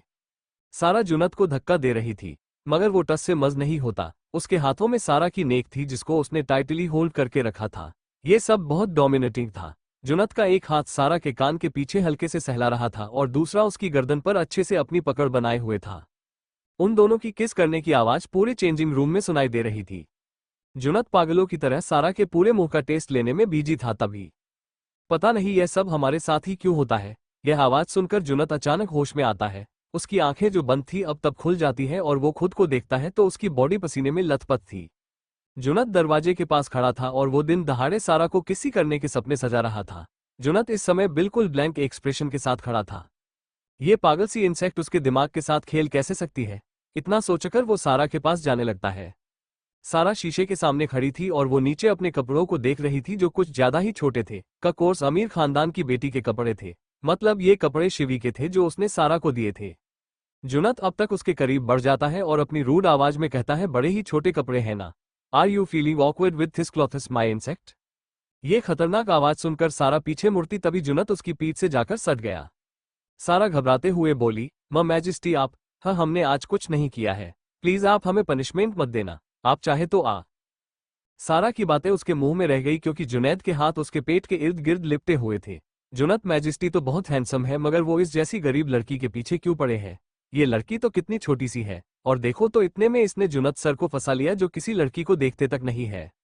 ये सब बातें एक लड़की खुद से कर रही थी जो एक बंद वॉशरूम के डोर से जाकर जुनैद और सारा को देखे जा रही थी। मेजेस्टी आप क्या कर रहे हैं। प्लीज छोड़िए, हमें दर्द हो रहा है।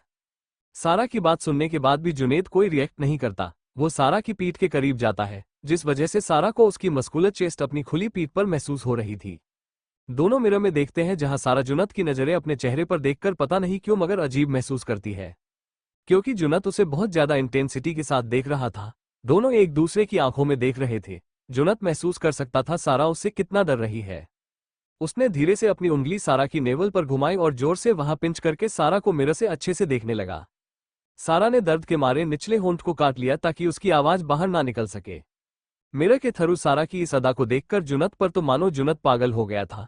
उसके चेहरे पर तो कोई भाव नहीं थे मगर उसकी आंखें बयान कर रही थी कि वो सारा की ऐसी हरकतों की वजह से क्या महसूस कर रहा है। I you S ducking me little insect. हम, जुनत अपनी सर्द आवाज में बोला सारा के बालों को स्मेल करते हुए। उसकी सांसों की गर्मी महसूस करके सारा की सांसें थम गई। जुनत की गहरी और गर्म सांसें वो अपनी नेक पर अच्छे से फील कर पा रही थी और उसकी बॉडी कांपने लगी थी। सारा को बहुत अजीब लग रहा था। जुनत कितना बुरा है वो अच्छे से जानती थी मगर जुनत की छुअन उसे बुरी नहीं लगती। जैसे कायरव सारा के बदन को गंदी तरह से छूता है, जुनत की छुअन बिल्कुल भी वैसी नहीं थी।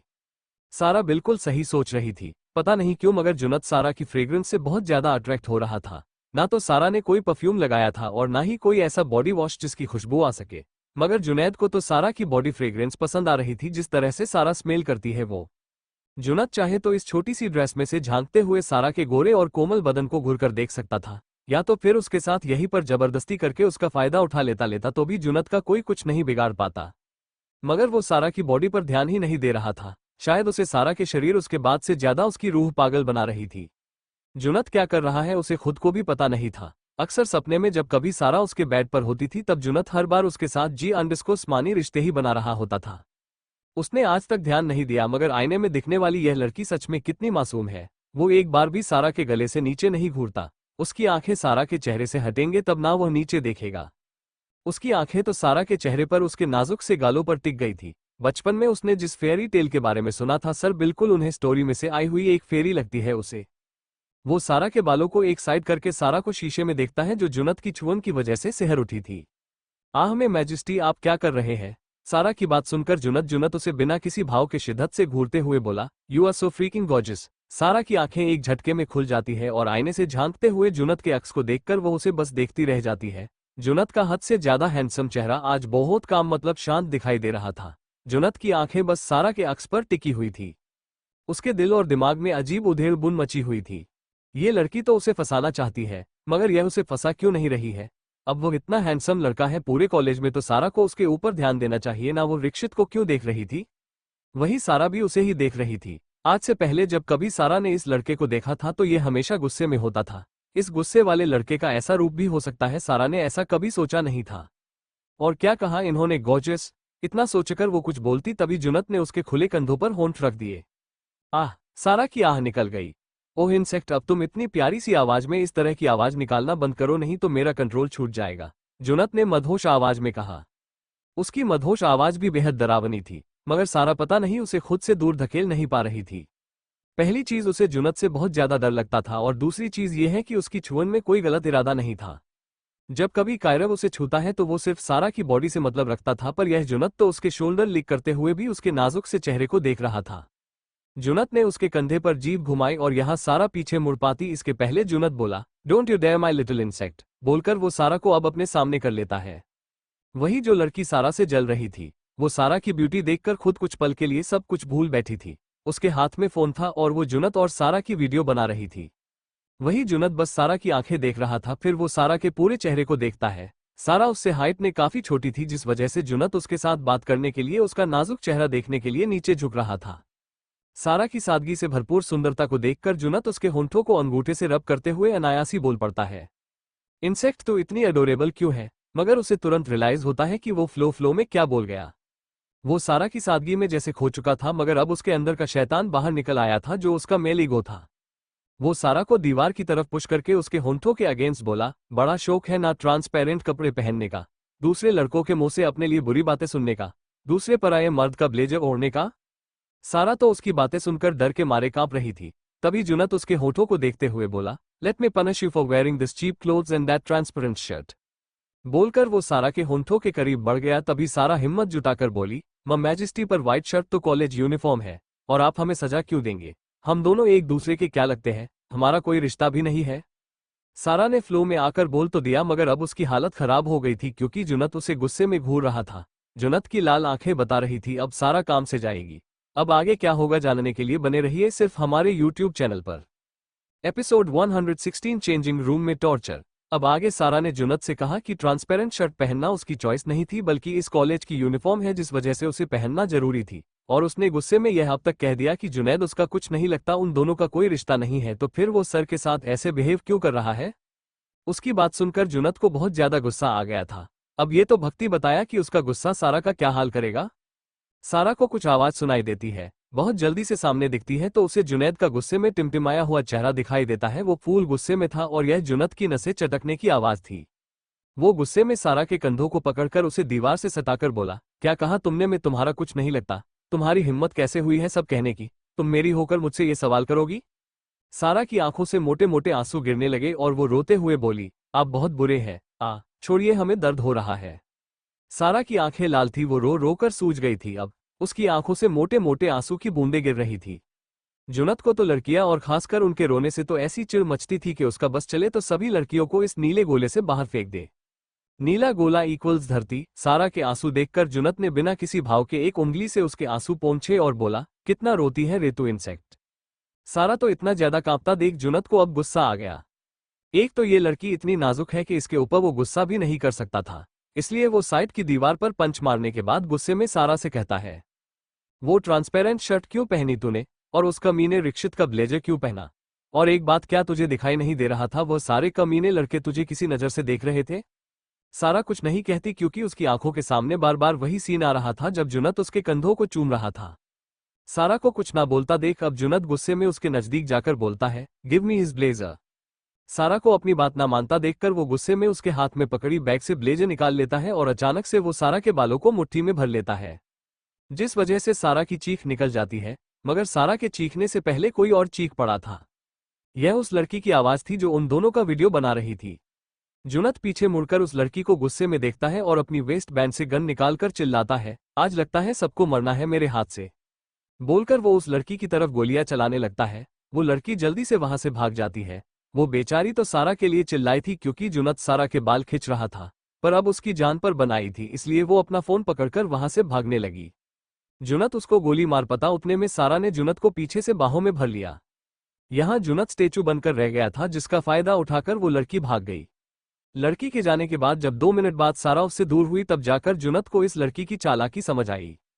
वो बेचारा तो 7वें आसमान पर था कि उसकी इंसेक्ट उसे हक कर रही है, मगर ये लड़की तो सारा तो उससे दूर होकर चुपचाप नीचे नजरें करके खड़ी हो गई। और यहाँ जुनत ने गुस्से में उसे घूरा और वो चेंजिंग रूम के बाहर जाकर उस लड़की को वहां ना देखकर गुस्से में दरवाजा बंद करके सारा की तरफ बढ़ने लगा। यहाँ एक भाई फायरिंग कर रहा था तो दूसरी तरफ दूसरा। वही दूसरी तरफ पार्क रेसिडेंशियल होटल की लॉबी में जहां पर बहुत बड़े बड़े सोफे पड़े थे, उस एरिया में बहुत ज्यादा भीड़ इकट्ठा हो गई थी। कुछ लोग अपने फोन से सेल्फी निकाल रहे थे और कुछ लोग तो कैमरा लेकर बैठ गए थे क्योंकि उनके सामने सोफे पर जो आदमी सोया था वो ज्यादातर दुनिया के सामने नहीं आता। कैमरा की फ्लैश की आवाज सुनकर कायरव की आंखें खुलती है। वो गुस्से में चिल्लाता है, who the hell is this. उसकी इतनी डरावनी आवाज सुनकर होटल लॉबी में खड़े सभी लोग यहाँ वहां भागने लग जाते हैं, मगर कुछ लोग अभी भी वहां पर दूर खड़े होकर कायरव की फोटो निकाल रहे थे। ये होटल पाक खानदान का ही है और जब मैनेजर को इस बात की भनक लगती है तो वो दौड़ा चला आता है वहां पर। कायरव की आंखें लाल थी क्योंकि कल रात को जो बातें सारा ने उससे कही थी उन्हें याद करके उसे बहुत ज्यादा गुस्सा आया था और उसने गुस्से में बहुत सारी शराब पी ली थी। उसके दिमाग से सारा की एक बात जाने का नाम ही नहीं ले रही थी, वो थी, अगर हम वो बदकिस्मत लड़की होते तो जिस रात हमारे साथ गलत हुआ था हम उसी दिन खुद की जान ले लेते। ये बातें कहकर सहारा ने कायरव के मेल ईगो को हट कर दिया था। कायरव ने रात को यहाँ पर बहुत सारी तोड़फोड़ करी थी। कल रात उसने गुस्से में एक वेटर पर गोली चला दी मगर उस बता का उसे कोई पछतावा तक नहीं था। बहुत सारी शराब पीने की वजह से आप कायरो को हैंगओवर हो रहा था। वो गुस्से में चिल्लाता है, डैम इट, अग this headache, someone bring my medicines. बोलकर वो पूरी लॉबी में नजरें घुमाता है। उसे ऐसे करता देख सभी लोग वहां से भाग जाते हैं, मगर एक छोटा सा बच्चा जो कुछ 10 साल का होगा वो कायरव की लाल आंखें देखकर बहुत ज्यादा एक्साइटेड हो गया था। उसे बच्चों की मां साइड में किसी के साथ फोन पर बात कर रही थी, वही वो छोटा सा बच्चा जिसके हाथ में कैमरा था और वो अपनी मां के साथ। मम्मा देखो ना, उन अंकल की आंखें रेड कलर की है, he has red eyes, mommy listen to me. मगर उस अमेरिकन बच्चे की मां फोन पर बात करने में बिजी थी। वो अपने बच्चे पर ध्यान नहीं देती और साइड में जाकर बात करने लगती है। छोटे बच्चे हैं तो उन्हें क्यूरियोसिटी होती है ना किसी भी चीज की। इस लड़के को कौरव की लाल हो चुकी आंखें बहुत ज्यादा अच्छी लग रही थी। Uncle has red eyes, wow, I have to show this epic creature to my friends. इतना बोलकर वो बच्चा आगे बढ़ गया, इस बात से अनजान के कायरव क्या चीज है। कायरव अपने माथे को मसलते हुए लॉबी में यहाँ वहां घूम रहा था। तभी वहां पर होटल का मैनेजर दौड़ते हुए आता है और कहता है, बॉस सॉरी, कल हम आपको रूम में ले जाना चाहते थे मगर आपने गुस्से में एक वेटर को मार डाला, जिस वजह से हम में से किसी की हिम्मत नहीं हुई आपको अंदर रूम में ले जाने की। आइश गए से किया, कायरव जोर से चिल्लाया, जो सुनकर उस मैनेजर की आंखें नम हो चुकी थी। 4 दिन भी पूरे नहीं हुए थे उस मैनेजर ने अपनी मां को खो दिया था और कायरव उसकी मां के ऊपर गाली दे रहा था। उसकी मां को गलत नाम से नवाज रहा था, जो सुनकर चाहिए से बातें किसी को भी बुरा लगेगा। कायरव की गुस्से भरी आवाज सुनकर लगभग पूरा कॉरिडोर खाली हो चुका था मगर वो छोटा बच्चा आगे बढ़ रहा था। उसने कैमरा निकाला और कायरव के बिल्कुल ही नजदीक जाकर वो उसकी फोटो खींचने लगा। मगर जैसे ही कायरव को फ्लैशलाइट की आवाज सुनाई देती है वो गुस्से में सामने देखा है जहां एक 10 साल का छोटा सा बच्चा खड़ा था, जिसे देखकर कायरव गुस्से में चिल्लाया, अबे अंग्रेज की औलाद निकल यहां से, आई सेड गेट आउट। वो बच्चा डर तो गया था मगर फिर भी इस लाल आंखों वाले अंकल की आखिरी फोटो खींचने के बाद यहां से भाग जाएगा ऐसा सोचकर वो दोबारा फोटो खींचता है जिसकी फ्लैश लाइट कायरव के चेहरे पर पड़ती है। बस अब कायरव का सब्र जवाब दे गया। कायरव अपने वेस्ट बैंड से गन निकालता है और बिना देरी किए उस बच्चे के ऊपर चला देता है। जोरदार गन शॉट की आवाज के साथ पूरे होटल में सन्नाटा छा गया था। बच्चे की मां ने जब अपने बच्चे के हाथ को खून में लथपथ देखा तो उसकी जान जैसे बॉडी से अलग हो गई थी। स्टीफन माय सन बोलते हुए वो औरत अपने बच्चे को पकड़कर रोने लगती है। वही कायरव को उसके रोने की आवाज सुनकर गुस्सा आ रहा था। उसके दिल में जरा भी इंसानियत नहीं। ठीक है, उसने कुछ पल पहले क्या किया है। उसने एक मासूम से बच्चे पर गोली चलाई थी जिस बात का उसे जरा भी रिग्रेट नहीं था। होटल का सारा स्टाफ वहां पर आए हुए गेस्ट टूरिस्ट सब ये तमाशा देखकर अपनी आंखें झुका लेते हैं। उनकी कुछ बोलने की हिम्मत नहीं होती मगर ये सब देखकर उनका दिल छनी हो रहा था। कायरव गुस्से में चिल्लाया, hey you, just stop shouting otherwise I will kill this brat in millions of pieces.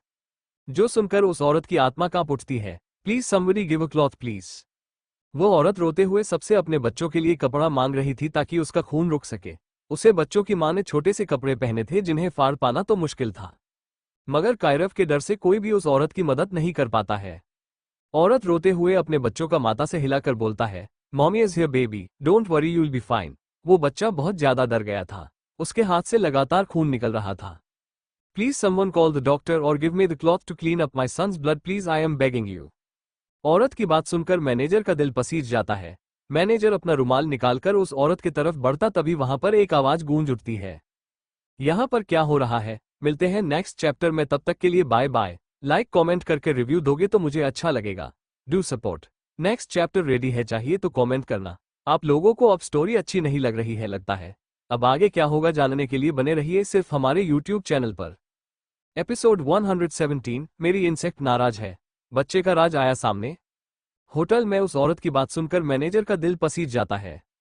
Manager अपना रुमाल निकालकर उस औरत की तरफ बढ़ता तभी वहां पर एक आवाज गूंज उठती है।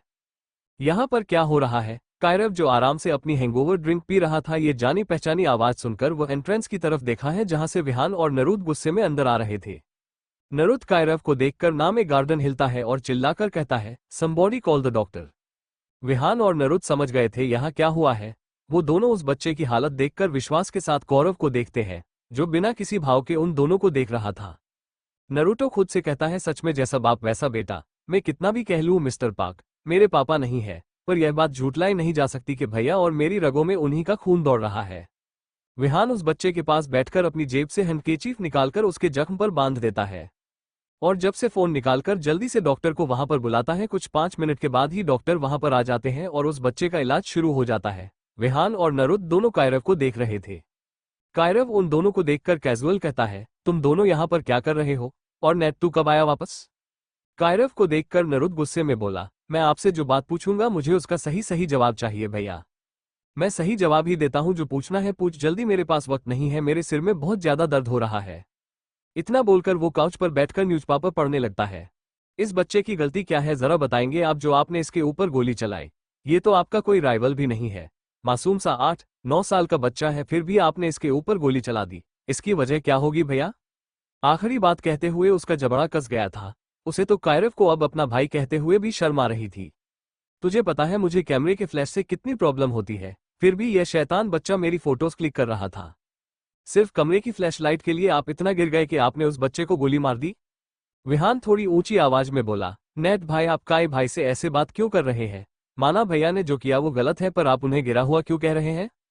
वही मिस्टर पार्क जो लॉबी के एंट्रेंस पर खड़े थे, विहान का अपने दोनों बच्चों के लिए इतना प्यार और कंसर्न देखकर उनके चेहरे पर एक टेढ़ी मुस्कान छा जाती है।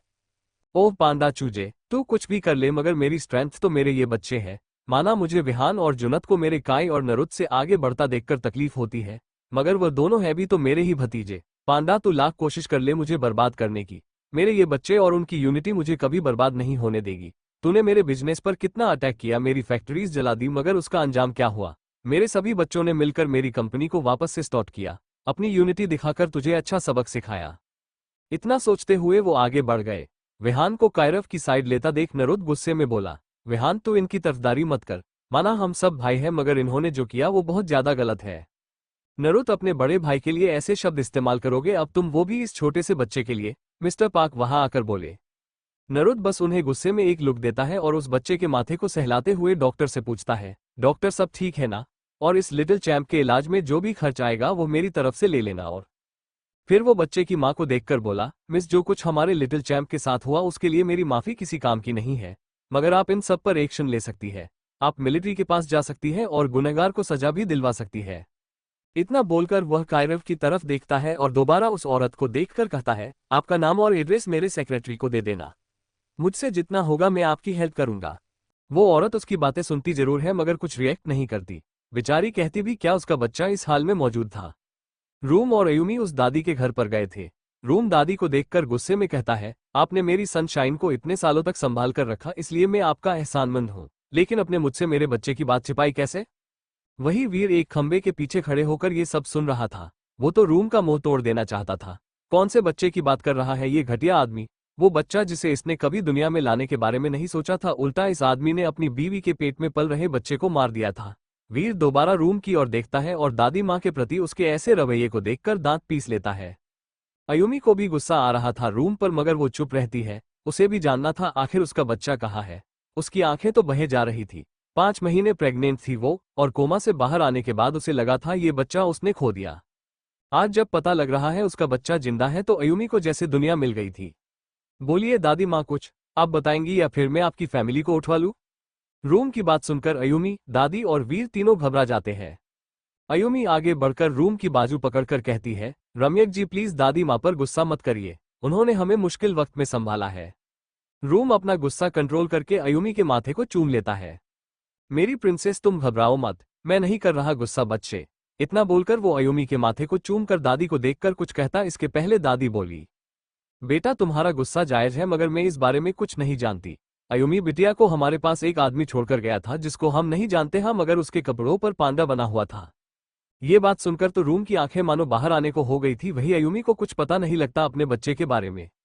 उसने यहाँ वहां नजरें घुमाई और पिलर के पीछे खड़े वीर को देखकर वो रूम को देखकर बोली, सुनिए जी, मैं वॉशरूम जाकर आती हूँ, मुझे चक्कर जैसे हो रहा है। मैं लेकर जाऊंगा बेबी, तुम्हें और ज्यादा तकलीफ हो रही है क्या? ऐसा है तो फिर हम हॉस्पिटल चलते हैं। अयुमी तुरंत बोली, नहीं नहीं जी, मैं चली जाती हूँ। आप प्लीज ये पांडा कौन है उसे पकड़ लीजिए और हमारे बच्चे के बारे में पता लगाइए, पहला बच्चा है हमारा। बोलकर वो चली गई, मगर जानबूझकर रूम को गिल्ट में डालकर गई। वो अच्छे से जानता था कि उसने यूमी के पहले बच्चे के साथ क्या किया था। वो बच्चा या तो वंचित का होगा या फिर रावीन का। रूम की आंखें नम हो गई। वही अयुमी ने वीर के कान को खींचते हुए गुस्से में कहा, भैया मुझे बताओ मेरा बच्चा कहाँ है? तेरा बच्चा जिंदा है और वो सही सलामत है, वीर बोला अयुमी को देखते हुए। वही दूसरी तरफ चेंजिंग रूम का डोर खुलता है और सारा उसके अंदर से रोते हुए बाहर निकलती है और जल्दी से क्लासरूम में भाग जाती है। सारा के बाहर आने के बाद जुनत अपनी बेल्ट अच्छे से कमर पर सेट करते हुए बाहर आता है। वो आराम से चल रहा था और उसके चेहरे पर छाई हुई वो मुस्कान, उसका क्या कहना। क्लासरूम में सारा और जीनी एक साथ बैठी हुई थी और सारा ने मास्क लगाया हुआ था। जीनी ने बहुत बार उसका मास्क खींचने की कोशिश करी, मगर सारा का मूड ऑफ देखकर वो कुछ नहीं बोली। सारा को जिस हिसाब से जुनत ने चेंजिंग रूम में धमकी दी थी, इस हिसाब से सारा जीनी से कहती है, दी हमें प्रिंसिपल ने वहां बैठने को कहा है, बोलकर वो वहां चली जाती है जहां कॉलेज के पहले दिन बैठी थी। जीनी जो सारा को देखकर अपने बाल खुजा रही थी, क्लासरूम शोर सुनकर दरवाजे की तरफ देखती है जहां से जुनत और उसके पीछे एलेक्स और संचित आ रहे थे। उन तीनों को देखकर हर बार की तरह लड़कियां पागल हो गई थी और जोर जोर से चिल्ला रही थी। जुनत तो सिर्फ अपनी इंसेक्ट को देख रहा था। सारा को खुद से ऐसे डरता पाकर जुनत को अलग ही सुकून मिल रहा था। वो खुद से बोला, ओह तो मेरी इंसेक्ट डर के मारे मास्क लगाकर बैठी है। बोलते हुए वो सारा के पास चला गया। क्योंकि वो उसकी सीट थी, सारा उसके बैठते ही दूर खिसकने को हुई, मगर जुनत ने उसे कमर से पकड़कर अपने करीब खींच लिया। उसके एक हाथ में सारा की नाजुक सी कमर थी जिसे पकड़कर वो मसलते हुए बोला, मेरी इंसेक्ट नाराज है वॉशरूम में जो मैंने किया उसके लिए? एक तो जुनत की करीबी ऊपर से वो चेंजिंग रूम वाली बात याद आना, ये सब सोचकर सारा की आंखें नम हो गई। चेंजिंग रूम का वो टॉर्चर सेशन सारा कैसे भूल सकती थी। वही जीनी ने अपने सामने खड़े दो हैवान को देखा तो उसकी सांसें गले में अटक गई और वो बुक्स के पीछे अपना मुंह छिपाने लगी, जिसका कोई फायदा नहीं हुआ। अभी ने वहां आकर वो बुक हटा दी और बोला, क्यों रे चुड़ैल, मुंह क्यों छिपा रही है? अपनी हॉट चुड़ैल के लिए किसी और के मुंह से चुड़ैल सुनकर संचित का जबड़ा कस गया, हालांकि कि उसे खुशी थी कि जीनी उसकी क्लास में है। वही एलेक्स के तो सिर पर खून सवार हो गया था जीनी के कंधे पर अभी का हाथ देखकर। अब आगे क्या होगा जानने के लिए बने रहिए सिर्फ हमारे यूट्यूब चैनल पर। एपिसोड 118, क्लासरूम में माहौल हुआ गर्म। अब आगे। सारा जुनत के बेंच पर बैठते ही दूर खिसकने को हुई, मगर जुनत ने उसे कमर से पकड़कर अपने करीब खींच लिया। सारा को संभलने का मौका नहीं मिला और उसके हाथ जुनत की ब्रॉड चेस्ट से जाकर टकरा गए। कुछ पल के लिए जुनत की सांसें ही थम गई थी। सारा के हाथ उसके सीने पर कसे हुए थे और जुनत के हाथ सारा की कमर पर। जुनत के एक हाथ में सारा की नाजुक सी कमर थी जिसे पकड़कर वो हल्के से मसलते हुए बोला, मेरी इंसेक्ट नाराज है मुझसे, मैंने वॉशरूम में जो मैंने किया उसके लिए? एक तो जुनत की करीबी ऊपर से वो चेंजिंग रूम वाली बात याद आना, ये सब सोचकर सारा की आंखें नम हो गई। चेंजिंग रूम का वो टॉर्चर सेशन सारा कैसे भूल सकती थी। सारा जुनत के साथ बैठे होने की वजह से बहुत ज्यादा घबरा रही थी। वही जीनी के कंधे पर हाथ रखकर अभी कुछ बातें कर रहा था। शिवी तो शौक हो जाती है जीनी और अभी को इतने करीब देखकर, क्योंकि वो दोनों ट्यूशन और कोचिंग में जाती थी, वहां पर अभी नहीं होता था, सिर्फ जीनी और वह दोनों होती थी। जीनी ने उसे कभी बताया नहीं था कि कोई अभी नाम का उसका दोस्त है या फिर कोई रिश्तेदार है। कहीं ये अभी जीनी से तो प्यार नहीं करता? ओह नो, फिर ये तो फिल्म बन जाएगी, कभी सौतन कभी सहेली। नहीं नहीं नहीं, ऐसा नहीं हो सकता। जीनी मेरी दोस्त है और वो मेरे अभी को मुझसे नहीं छीन सकती, पर इन दोनों का रिश्ता हुआ तो फिर मुझे अपनी दोस्ती के खातिर मेरे प्यार को छोड़ना पड़ेगा। इतना सोचते सोचते वो अपनी किताब नाखूनों से खरोच रही थी। वहीं उसका भाई संचित और एलेक्स गुस्से में अपने सामने का नजारा देख रहे थे। उन दोनों की मुट्ठी या कसी हुई थी और दोनों ने अपना अपना जबड़ा बीच रखा था। वो दोनों एक दूसरे को देखते हैं और दोनों को एक साथ ख्याल आता है कि अब चीनी का राज अगर यह एक दूसरे को बता देंगे तो। अलेक्स को देखते हुए संजीत अपने मन में सोचता है, अगर मैंने आयु को बता दिया कि मुझे पिकाचू वाला शैतान कहने वाली लड़की कोई और नहीं बल्कि सामने बैठी हुई बला है, तो यह उसका काम तमाम कर देगा।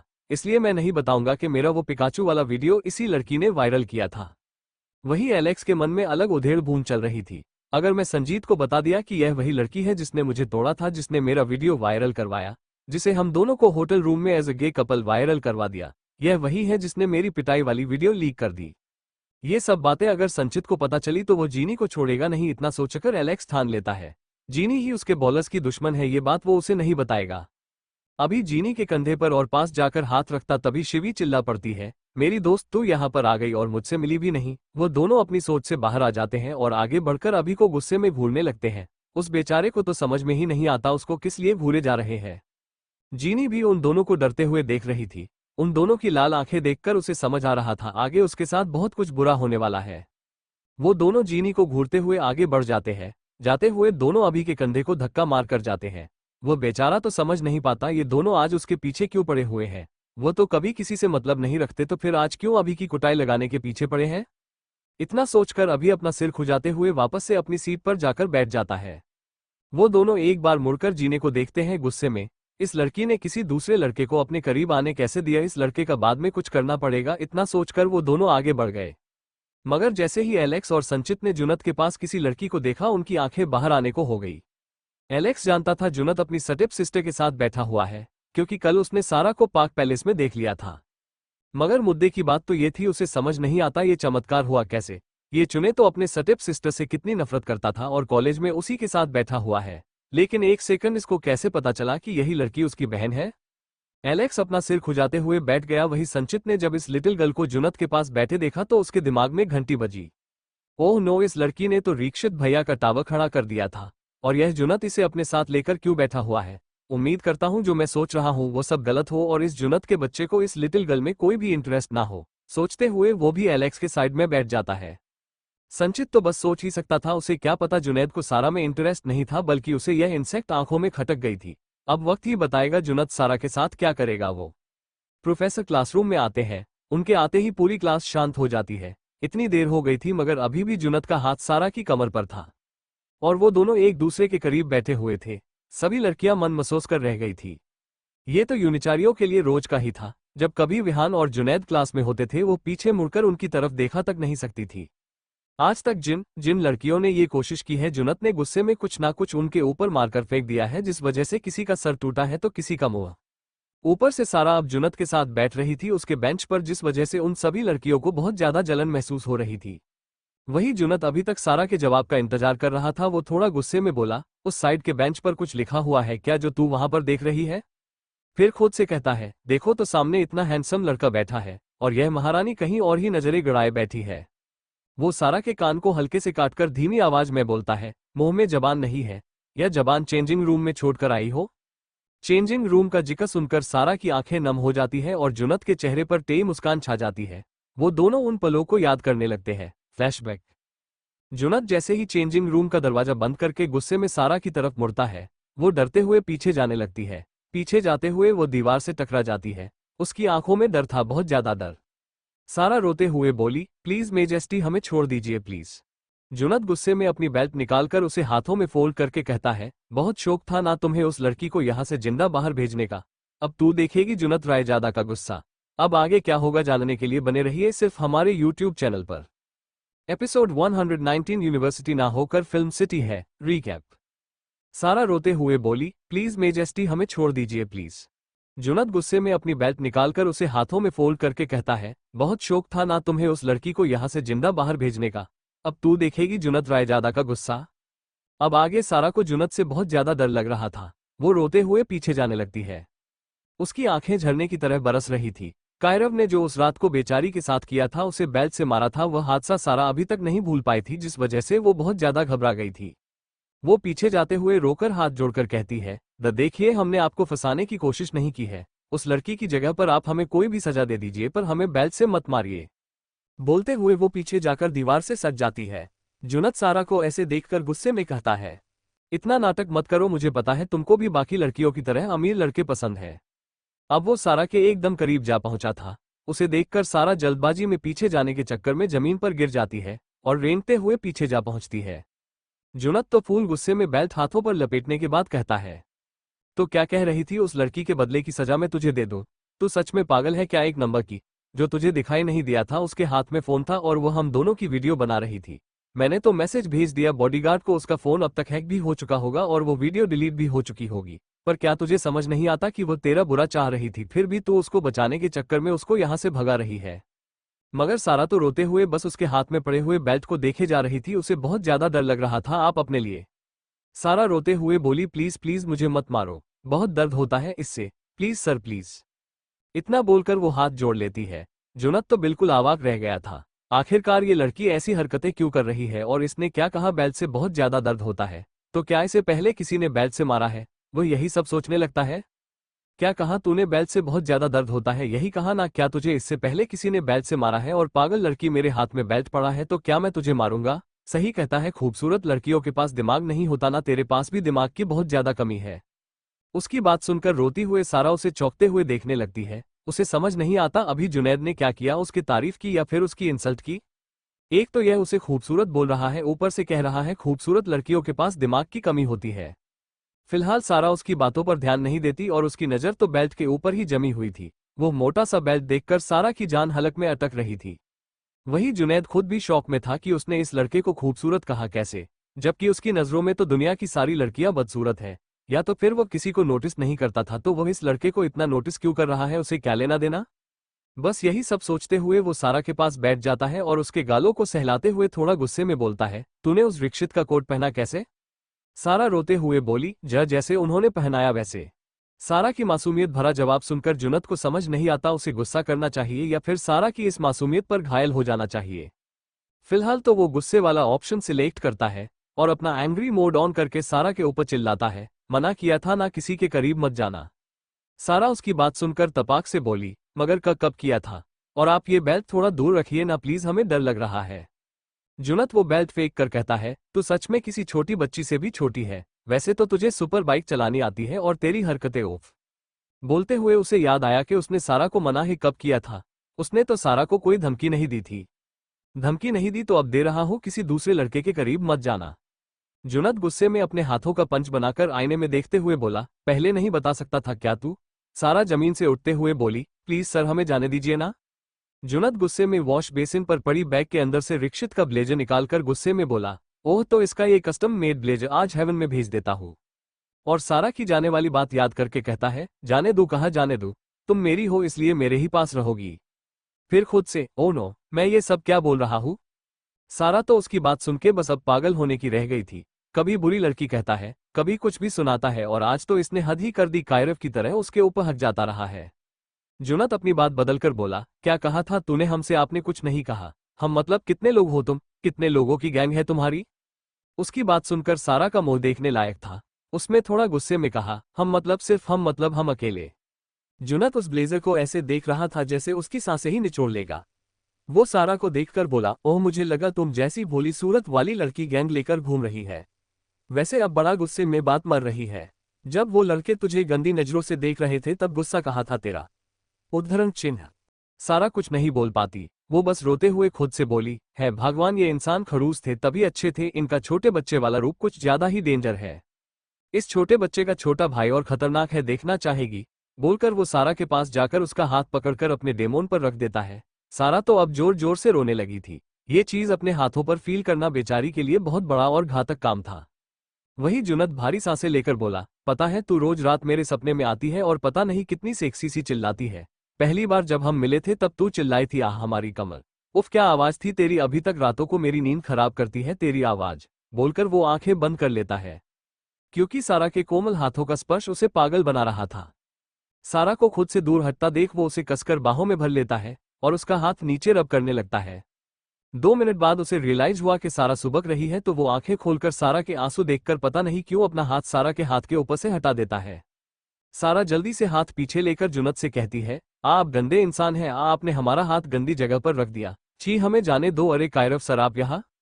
सारा की बात सुनकर जुनत ने पीछे देखा मगर दरवाजा तो सामने था। जैसे ही उसने सामने देखा तो सारा दरवाजे की तरफ भाग रही थी। वो तुम इनोसेंट से दिखने वाली इंसेक्ट, रुक तो वहीं पर रुक, तूने मुझे पागल कैसे बनाया? उसकी बात सुनने के बाद सारा और जोर से भागने लगी मगर जुनैद के कदम बहुत फास्ट थे। उसने एक झटके में सारा को पकड़ लिया और उसे खिंचते हुए डस्टबिन के पास ले जाकर बोला, तूने मुझे पागल बनाया, उसके साथ तो मैं तुझे अभी देकर रहूंगा, लेकिन उसके पहले ये ब्लेजर तो तबाह कर दो। किसी गैर मर्द का ब्लेजर तेरी बॉडी पर आया कैसे? कहते हुए उसने लाइटर निकाला और उस ब्लेजर को जला दिया। सारा उस आग को देखकर डरने लगी मगर जुनत ने उसे दीवार की तरफ धक्का दिया और वो उसके गालों को होंठों से रगड़कर बोला, I'm very soft, very very soft. इतना बोलकर वो सारा के गालों पर जीभ घुमाने के बाद बोला, चलो अब पनिशमेंट टाइम। उसकी आवाज ही इतनी खतरनाक थी कि सारा की बॉडी कांप उठी थी। कायरव से ज्यादा डर उसे अब जुनत की पागलों जैसी हरकतों से लग रहा था। यहाँ पर मैं कैसे पनिशमेंट देना चाहते हैं? कहीं यह हमें बैट से तो नहीं मारेंगे? सोचते हुए वो बोल पड़ी जोर से, नहीं हमें मारना मत प्लीज। जुनत टेढ़ा मुस्कुराया और उसके लबों पर हल्के से लब रखकर बोला, लगता है तुझे पिटना है इसलिए तू बार बार मारने की बात कर रही है। अब मुंह बंद रख, मुझे पनिशमेंट देनी है तुझे। बोलकर वो जल्दी से सारा के गालों को चूमने लगा। वो सारा के गालों को के चूम नहीं रहा था बल्कि खा रहा था। I'm so tasty. ऐसे बोलकर वो सारा की बॉडी पर अपनी बॉडी का वेट डालते हुए उसके गालों को काटने लगा। करीब 10 मिनट बाद वो सारा से दूर हुआ और उसके लाल पड़ चुके गालों को देखकर बोला, वाओ मेरी आंच कितनी अच्छी है, कितनी सुंदर दिख रही है ये कारीगिरी तुम्हारे बदन पर, सॉरी गालों पर। फिर सारा के कान को हल्का सा काटकर बोला, अभी तो तुम्हारे बदन पर कारीगिरी करना बाकी है इंसेक्ट, जब करूंगा तब तुम मेरे दिए हुए निशानों के बीच धक जाओगी। बोलकर वो सारा के माथे को चूमकर दूर हो जाता है और सारा उसे रोती हुई आंखों से गुस्से में देखकर छोटी बच्ची की तरह पाउट बनाकर जुनत के शर्ट से अटैच उसका मास्क खींचकर भाग जाती है। जुनत तो सारा की इस अदा पर मानो पागल हो गया था। वो अपने बाल सहलाते हुए बोला, oh my silly insect you are damn cute, but wait why am I thinking about her, oh God what's happening with me. तभी क्या हो रहा है यहाँ? यह आवाज सुनकर सारा और जुनत दोनों अपने होश में आते हैं। उनकी नजर सामने प्रोफेसर पर जाती है जो टेबल पर पड़े बॉक्स को देख रहे थे। रिक्षित भी उनके सामने खड़ा था गुस्से में। वही जुनत ये सब देखकर एक टेढ़ी मुस्कान पास कर रहा था, जैसे उसे पता हो उस बॉक्स में क्या था। रिक्षित ने बॉक्स अच्छे से खोला और उसके अंदर से राख ही बाहर निकली, मगर उन राख के पार्टिकल के बीच में एक सूट बटन था जो रिक्षित पहचान गया कि यह उसी के कस्टमाइज्ड ब्लेजर का बटन है। रिक्षित गुस्से में घूर कर देखता है जुनत को, मगर उसके साइड में सारा को बैठा हुआ देखकर उसका जबड़ा कस जाता है और वो गुस्से में अपनी टेबल पर जाकर खुद से कहता है, इस एक प्रैंक की सजा तुझे अपनी कंपनी में लॉस सहकर चुकानी पड़ेगी। वही लेक्चर शुरू हो चुके थे। सारा तो आराम से पढ़ना चाहती थी मगर जुनत उसे बिल्कुल पागलों की तरह घूर रहा था। उसका एक हाथ अभी तक सारा की कमर पर था।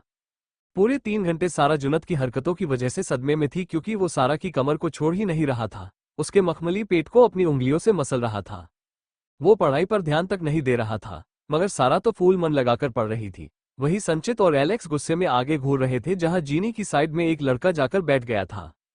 वहीं दूसरी तरफ अयुमी ने जब वीर की बात सुनी तो उसके पैरों के नीचे से जमीन ही खिसक गई थी जैसे। वो रोते हुए बोलती है, बता वीर मेरा बच्चा कहाँ पर है? कितने बेदिल हो तुम लोग, मेरा बच्चा जिंदा है, उसका जन्म हुआ था, फिर भी तुम लोगों ने इतने सालों तक मुझे वो बात छुपा कर रखी। वीर बहुत कुछ कहना चाहता था मगर उसके पास कोई जवाब ही नहीं था, क्योंकि अयुमी बहुत ज्यादा गुस्से में थी और बहुत दर्द में भी थी। वो रोते हुए वीर के सीने पर मुंह बरसा रही थी। उसकी आंखों में इतना दर्द था कि किसी को भी रुला दे। वीर अयुमी के हाथों को पकड़कर बोला, शांत हो जा अयुमी, देख मुझे भी यह बात अभी कुछ दिनों पहले ही पता चली थी। मैं नहीं जानता था तेरा बच्चा जिंदा है। अगर मुझे पता होता तो मैं बताता नहीं तुझे। अयुमी बदहवास सी रोए जा रही थी। उसकी आंखों के सामने हर एक वो रात घूमने लगी थी जहां रूम उसे हासिल करता था, पर बिना अयुमी के मर्जी के। जब रूम ने जबरदस्ती करते हुए अयुमी का पहला बच्चा, जो रावीन का होगा या फिर वंचित का, उसे पेट में ही खत्म कर दिया था। उस वक्त पर रूम को कोई गिल्ट नहीं हुआ था। उसकी नज़र में अयुमी एक धोखेबाज थी। बाद में जब अयुमी रात को चीखने चिल्लाने लगती थी अपने बच्चे का नाम लेकर, तब जाकर रूम को अपने किए पर थोड़ा बहुत पछतावा होता था।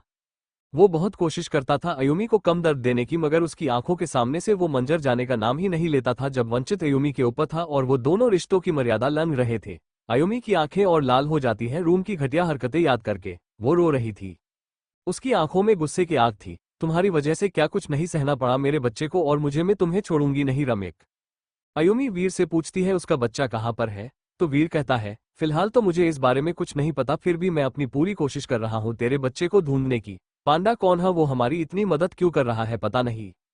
सारा के घर के बाहर एक आदमी ब्लैक हुडी में खड़ा था। वो आदमी सारा के घर के अंदर जाता है मगर अंदर जाकर उसे कुछ नहीं दिखता। वो गुस्से में खुद से कहता है, ये लोग कहाँ पर है, और आंटी भी दिखाई नहीं दे रही। वो आदमी वहां से निकलकर जीनी के घर पर जाता है। वो आदमी लॉक खोलकर अंदर जाता है, जैसे उसे पहले से पता था लॉक। मगर जीनी के घर में तो कोई नहीं था। जीनी की माँ भी नहीं थी शायद आज घर पर। वो ब्लैक हुडी वाला शख्स किसी को कॉल लगाता है, सामने से कॉल रिसीव होती है और दोनों मिलने का प्लान बनाते हैं। आधे घंटे बाद वो आदमी एक होटल के रूम में था, तभी उससे मिलने एक आदमी आता है। रूम का दरवाजा खोलने के बाद ब्लैक हुडी वाला शख्स सामने खड़े आदमी को देखकर बोला, श्वेत मेरे भाई तू कैसा है? श्वेत की आंखें नम हो गई थी उसे देखकर। वो जल्दी से सामने खड़े आदमी को बाहों में भरकर बोला, दृश्य मेरे भाई कैसा है तू? वो दोनों एक दूसरे के गले मिलने के बाद अलग होते हैं। दृश्य जल्दी से दरवाजा बंद करता है। और श्वेत को देखकर बोलता है, श्वेत मैंने तुझसे कुछ दिन पहले कहा था कि तू जल्दी से पता लगा ये पांडा कौन है जो पाक का इतना बड़ा दुश्मन है। तूने कुछ स्टेप्स लिए उसके लिए? मैंने किसी को भेजा है पाक पैलेस में जो मेरा काम कर देगा। कौन? ऋषि ने पूछा। वही रात का वक्त सारा 4th फ्लोर के कॉरिडोर से गुजर रही थी, तभी किसी ने उसका हाथ पकड़ लिया। वो जोर से चिल्ला पाती तभी उस इंसान ने अपने कांपते होंठ सारा के होंठों पर रख दिए। किसे भेजा है? श्वेत ने। कहीं श्वेत भी दृश्य की तरह गलती तो नहीं करने वाला? कौन कर रहा है सारा को किस? क्या होगा आगे जब अयुमी अपने बच्चे और फैमिली से मिलेगी, जब वो पाक पैलेस में रहने जाएगी? अब आगे क्या होगा जानने के लिए बने रहिए सिर्फ हमारे YouTube चैनल पर। एपिसोड 120, सारा और विहान। अब तक रूम का दरवाजा खोलने के बाद ब्लैक हुडी वाला शख्स सामने खड़े आदमी को देखकर बोला, श्वेत मेरे भाई तू कैसा है? श्वेत की आंखें नम हो गई थी उसे देखकर। वो जल्दी से सामने खड़े आदमी को बाहों में भरकर बोला, दृश्य मेरे भाई कैसा है तू?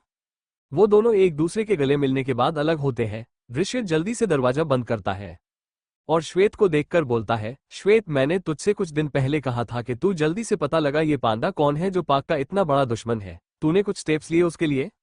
मैंने किसी को भेजा है पाक पैलेस में जो मेरा काम कर देगा।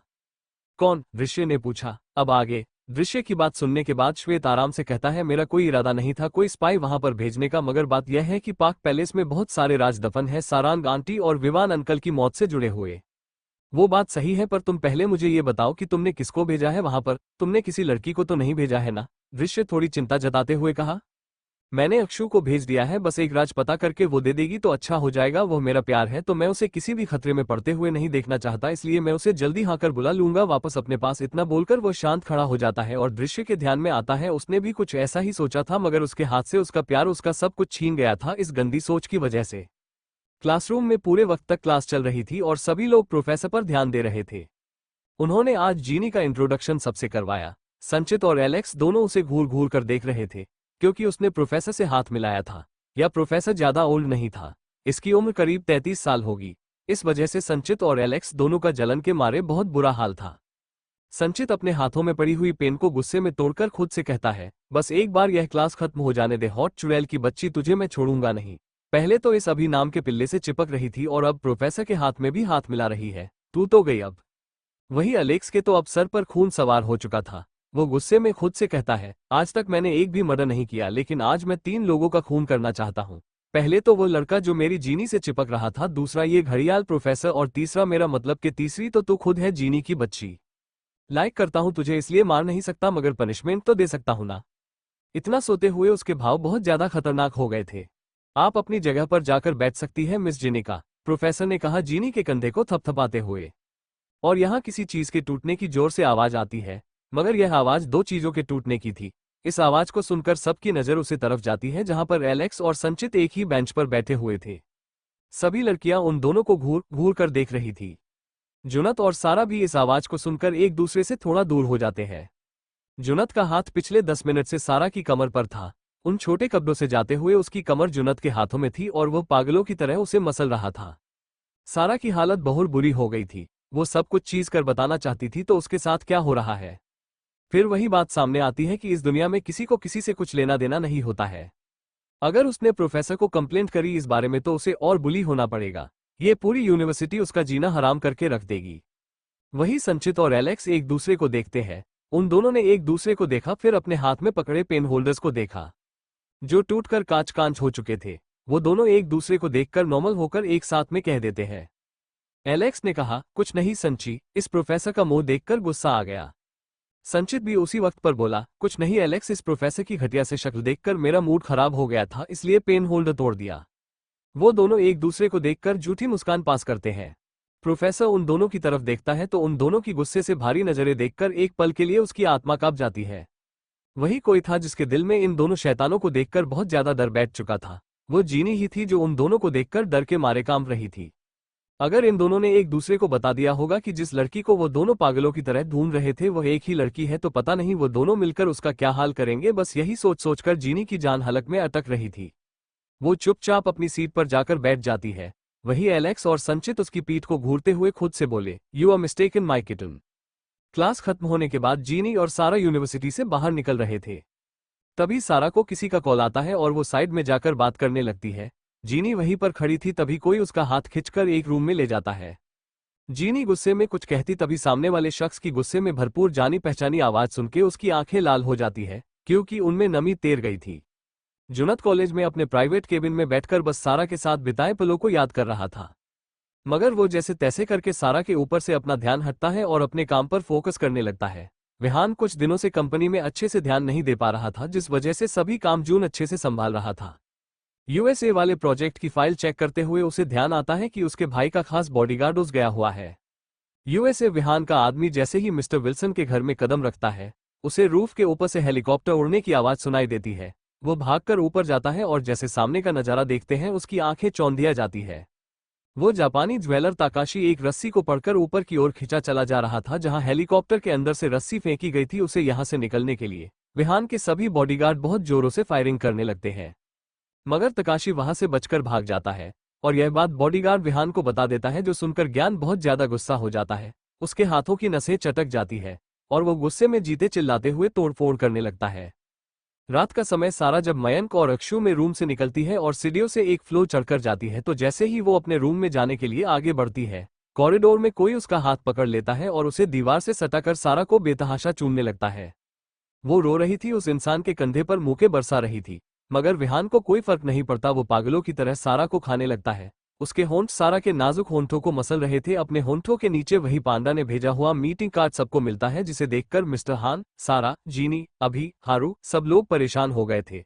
अब आगे क्या होगा जानने के लिए बने रहिए सिर्फ हमारे YouTube चैनल पर। आगे के एपिसोड सुनने के लिए आप हमें कमेंट कर सकते हैं।